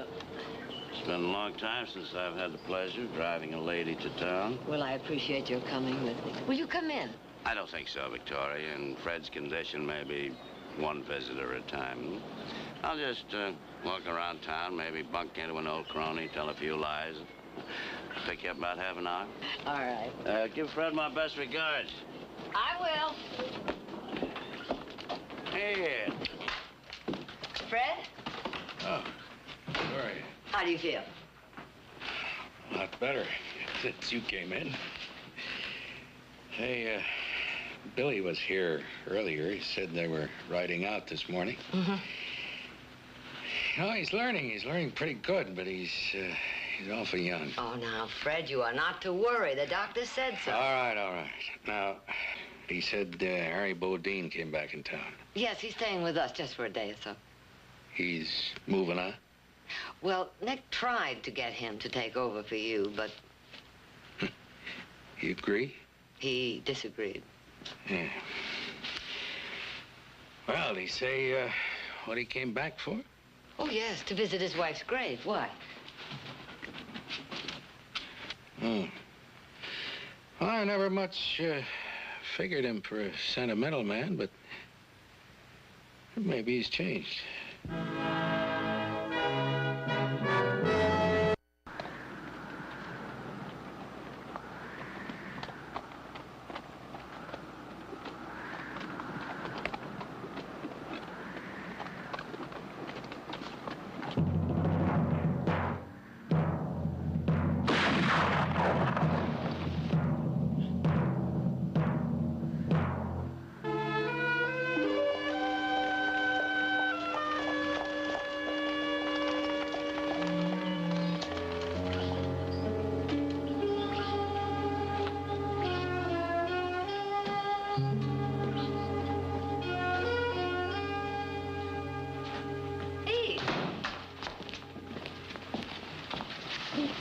I'm all right. I just lost a little blood, that's all. Doc Marar was just here, said he needs rest and quiet. What happened? Well, that gang had a stinger on his tail, and we got a little bit too close. He could have been killed. We all took that chance, Harry, when we rode out of here. All except me. If I'd ridden out with you like you all wanted me to, maybe I could have prevented this.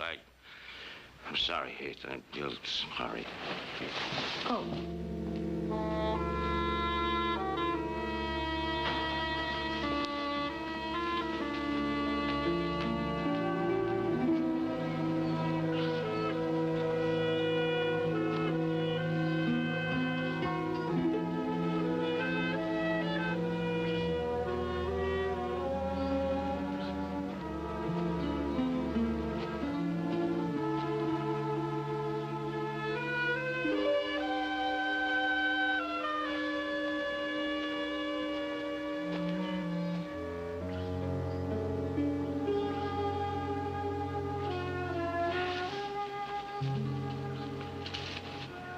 We don't blame you, Harry.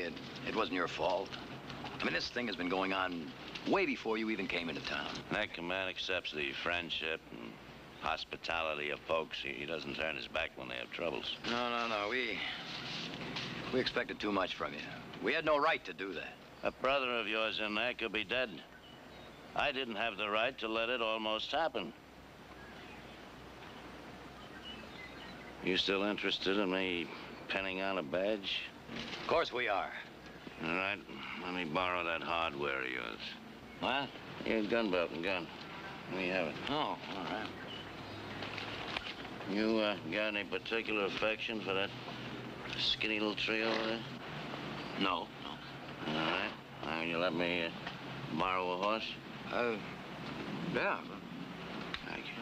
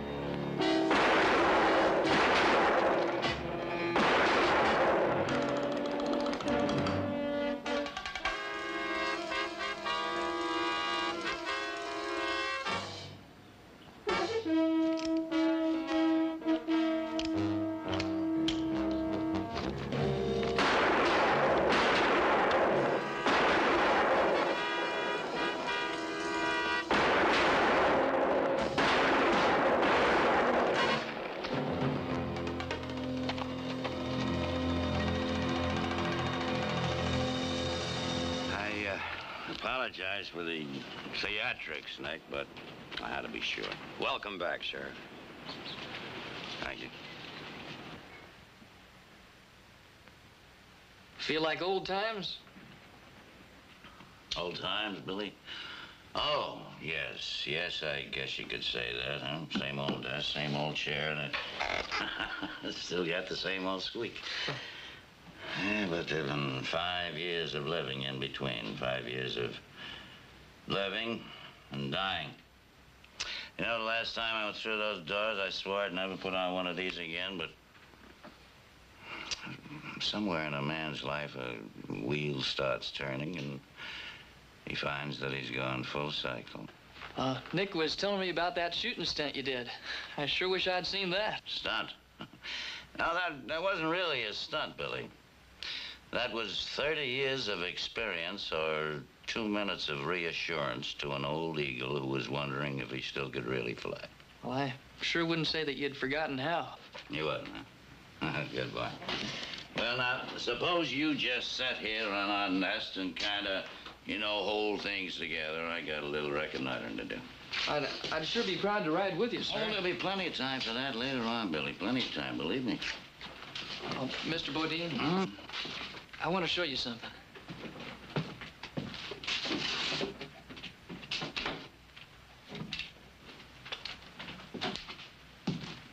Recognize this? Should I? It was yours. Yeah, it seems to me I do remember it. Where'd you get it? I went looking for it, and I found it.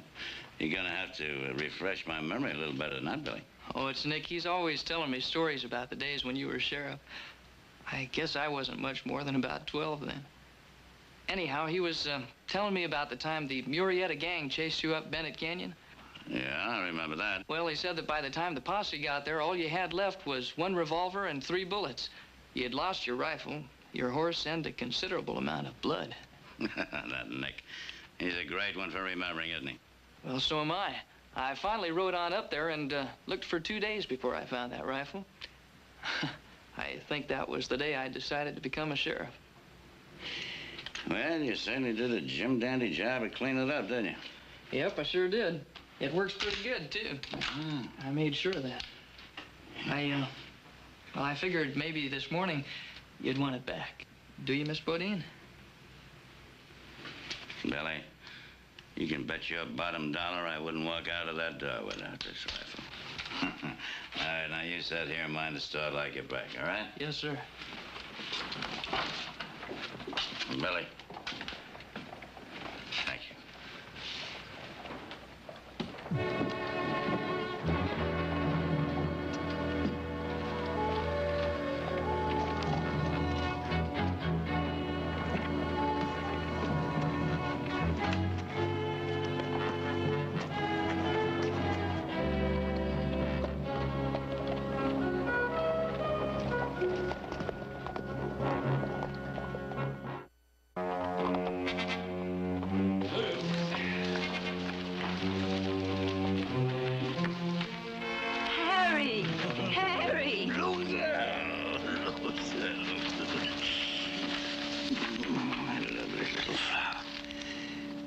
Good girl? I'm always a good girl. Yeah. You run along for a minute, huh? No, Harry. Just for a minute, Business before pleasure.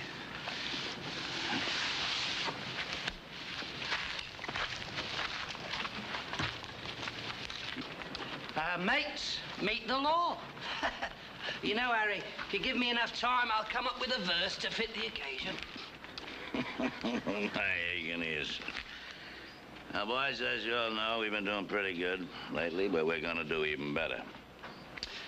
Yeah, I got some really big killings planned for us. Saving the biggest and the best for the last. What about the ever-loving hosts, the Barclays? I said I was saving the biggest and the best for the last, didn't I? Everything's gonna go according to plan, according to schedule.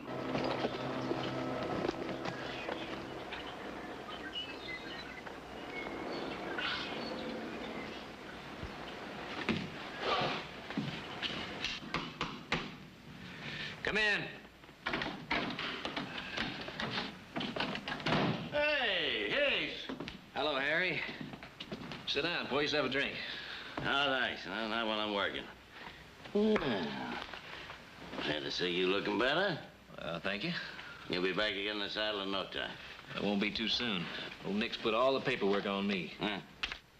I can do all my ranching business on the back of an old envelope. Well, looks like you're doing even better than ever, huh? Oh, we can't complain. I'd have to live another lifetime to get up into your class. Oh, maybe not, Harry.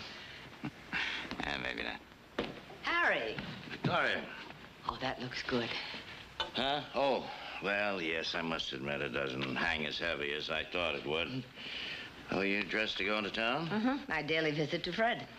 You going into town alone? Well, now, I've been going alone into town for a good many years. Well, now's a little different. Maybe I better get one of the hands to ride in with you. No, I think Heath is right, Victoria. Some of those outlaws, they may still be in the area. I'll ride along in with you. You take care of yourself now, Heath. Thanks, Harry. Yeah. Oh, Heath, that can wait, you know. Well, don't worry, it's a goner.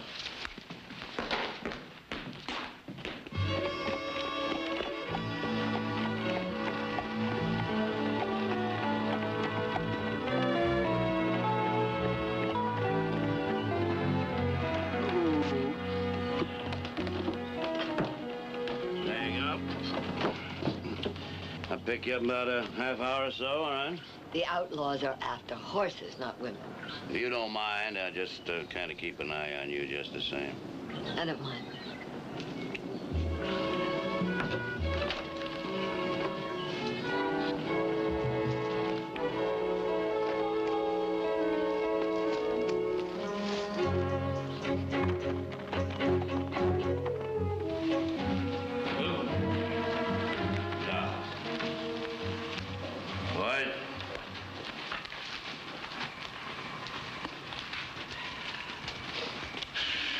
Chester? Any trouble, Harry? No trouble at all. Chester, how'd you like to be so rich that you never have to draw that gun of yours again? You never have to sleep nights in a dirt camp like this. Never want for anything again the rest of your life. You're talking about a lot of horses, Harry. No, not horses. A woman. One woman. I've been looking for that woman ever since I jumped jail in Sydney. I found it. Spell it out, mate. Mrs. Victoria Barkley. Hey, now, take it easy. Jesse, do you realize that Barkley spread lock, stock, and barrel's worth more money than you and me'll ever see in our life? And I suppose you've taught the lady into deeding it over to you? Better than that. We are going to take Miss Victoria Barkley. And her sons will sell the ranch, everything on it. Turn every penny over to us to get her back alive. Kidnap the lady? Exactly. We'll have her out of here before they even miss her. Hold her at my place in Sonora down across the border. Give them time to sell everything. Turn it into cash. Come down. We make the swap. I don't know, Harry. It's dicey. Huh? You know, risky, mate. No, don't you see? We won't have to change our plans one bit. Now, she goes into town every morning, just like clockwork, doesn't she? Tomorrow, instead of you leading the boys over to the Gunther Ranch, you will be on the trail waiting for her. You take her, bring her here. What happens if I run into the king's officers on the trail, Harry? Not a chance. Every able-bodied man in town will be on that posse with me. Be only two people on the trail. You and her. In that case, I'll be there, love. Yeah. Where's my little Rosa? Sleeping. It's too early for that.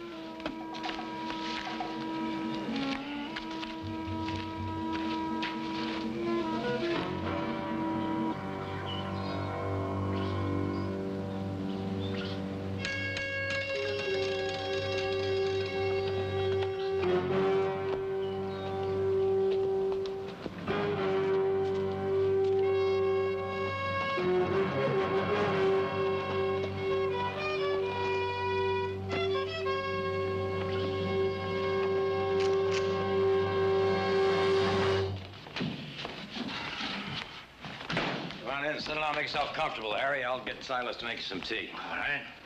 Looking for this?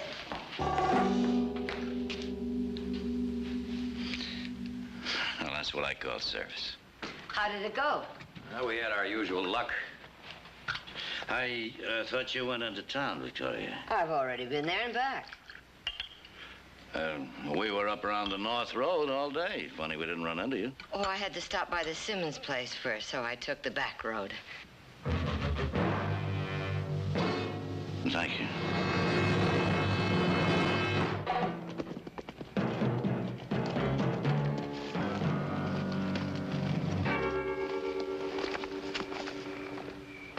Harry.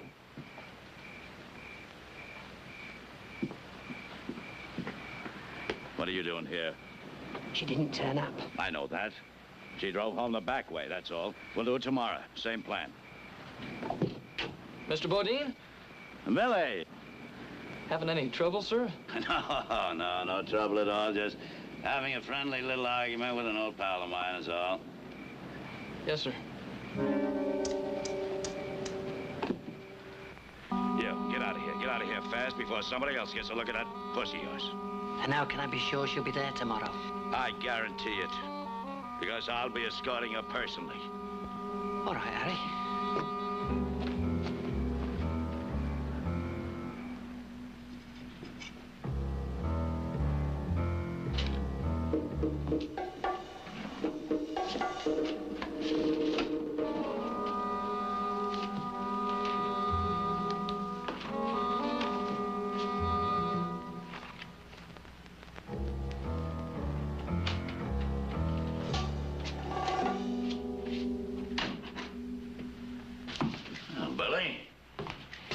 See you up and about. I'd like to ride out of here at sunup. Yes, sir. What's the matter with you? You look a little peaked. I guess I'm not feeling very well. Oh? Well, maybe you better stay in today. Mind the store, huh? Thank you, sir, but not if I'm needed. No. You take care of yourself. We'll manage without you. Yes, sir.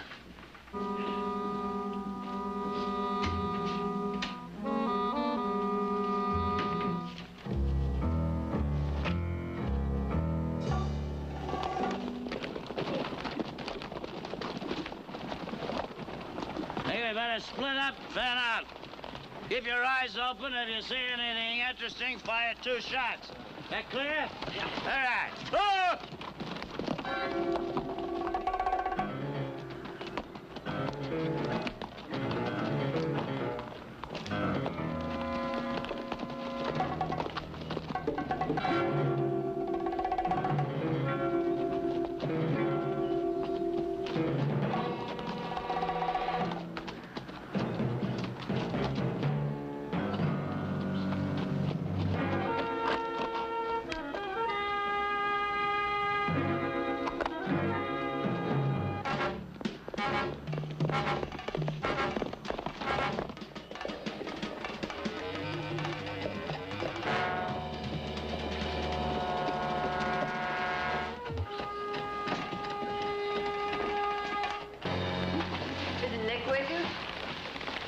Victoria, but he went on into town. And I got to thinking of you driving in by yourself, so I thought I'd come by. You're getting as bad as my boys. Of course, if you're getting tired of my company. Oh, never. Never, Harry.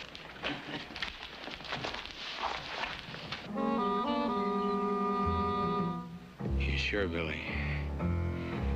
Absolutely sure? Yes, sir. It's the same man, all right. He was arguing and talking with Mr. Bodine right outside of the office last night.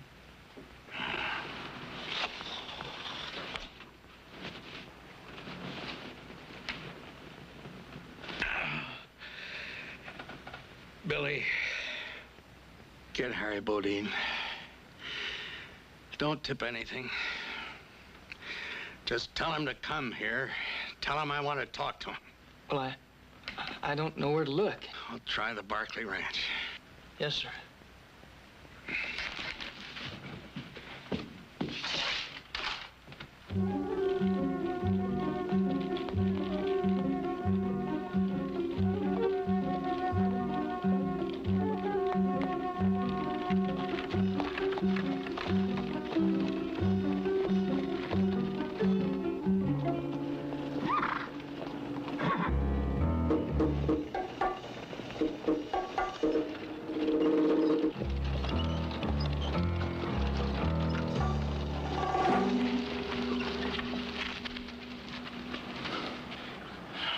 Sorry, Victoria. Get down. What is this? Afraid you're going to be away from your family for a little while. I really am sorry about doing it this way. Well, I guess I'm not really shocked after all. The sheriff said you weren't a sentimental man. Meaning what? Fred said that when your wife was dying, you used to visit a woman in town regularly, but I didn't believe him. Get down.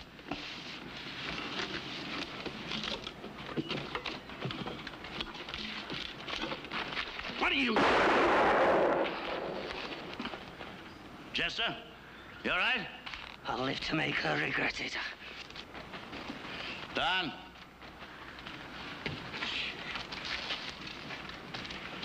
Get her up on that horse.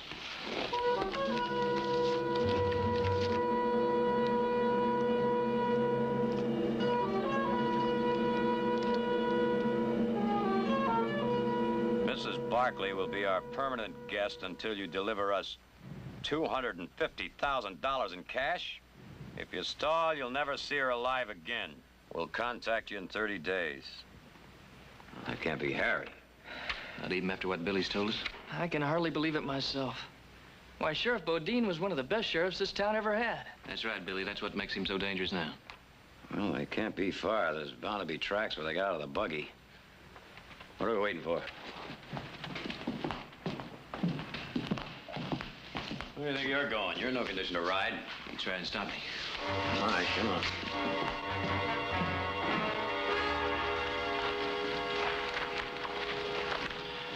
Just douse the fire and tell the boys get ready to move out. Come on, Victoria. Rose get you something before we go? Nothing. It's gonna be a long, hard ride. I'll try to make it up to you when we get where we're going. Just where are we going? A little place I have down Sonora way. What happened, Harry? What do you mean? Horse thief, kidnapper. Oh, you mean risking my life as a sheriff all these years for a plate of beans and a thank you kindly was more honorable. Wasn't it? How did you get yours, Victoria? Did some man work his life away for you, getting it for you any way he could? Do you really hate us that much?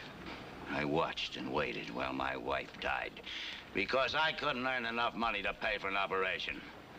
All right, sure. There was another woman, why not?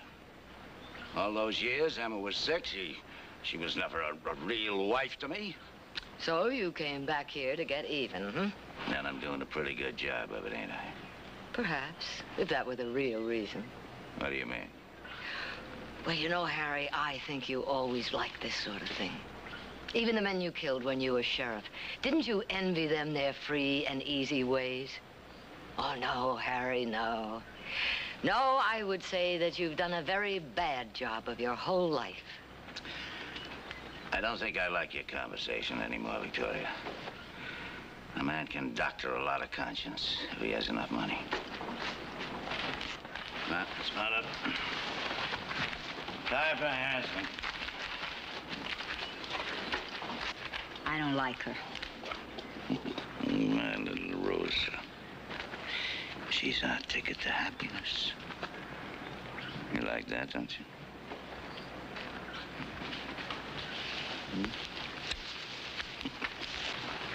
Hi. Move out.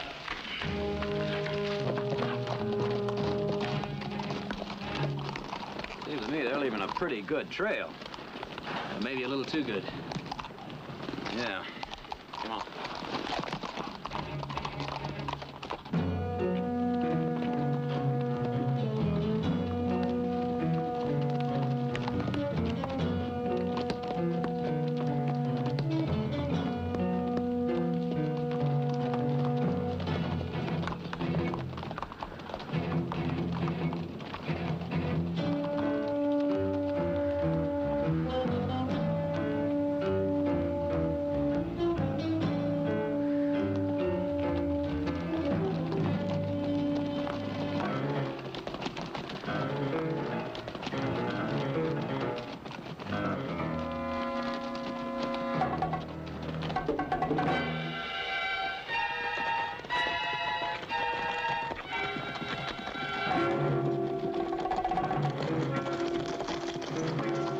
Split up. At least that makes less to handle when we catch him. Yeah, but which ones do we follow? Wait a minute.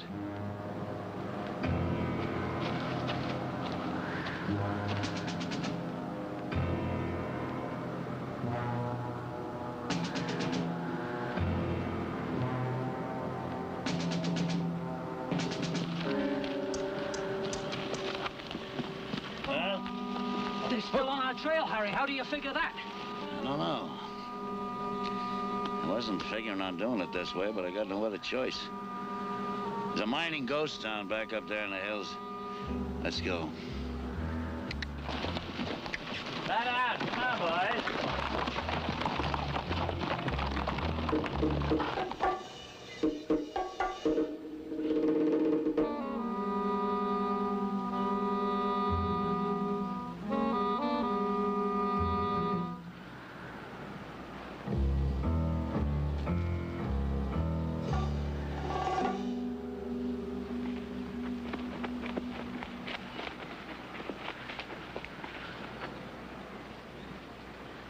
There's Mr. Bodine's horse.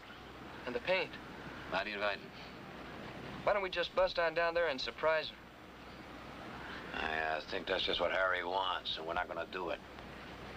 You stay here and keep out of sight till we get something started.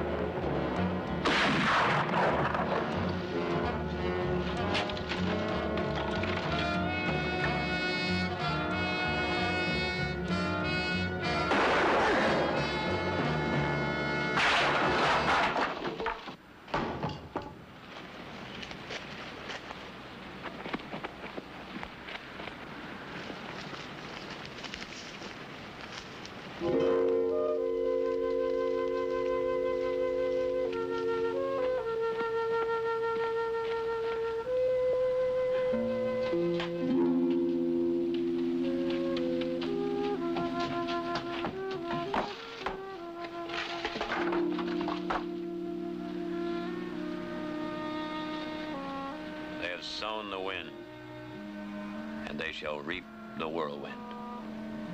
Remember? I remember. I think we'll all remember.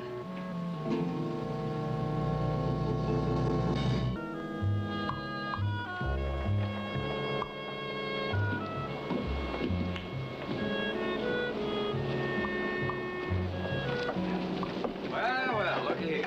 Now, this is quite a delegation. Something wrong? Sort of an unofficial welcoming committee, Sheriff.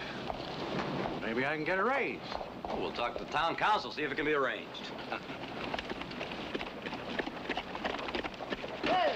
Victoria? Does the doctor know you're out? Well, not unless Billy here told him. Not me, sir. What are you doing in town? Oh, I get off the old homestead once in a while. Haven't you heard? Take care, you hear? Yo! Boys, there is some woman.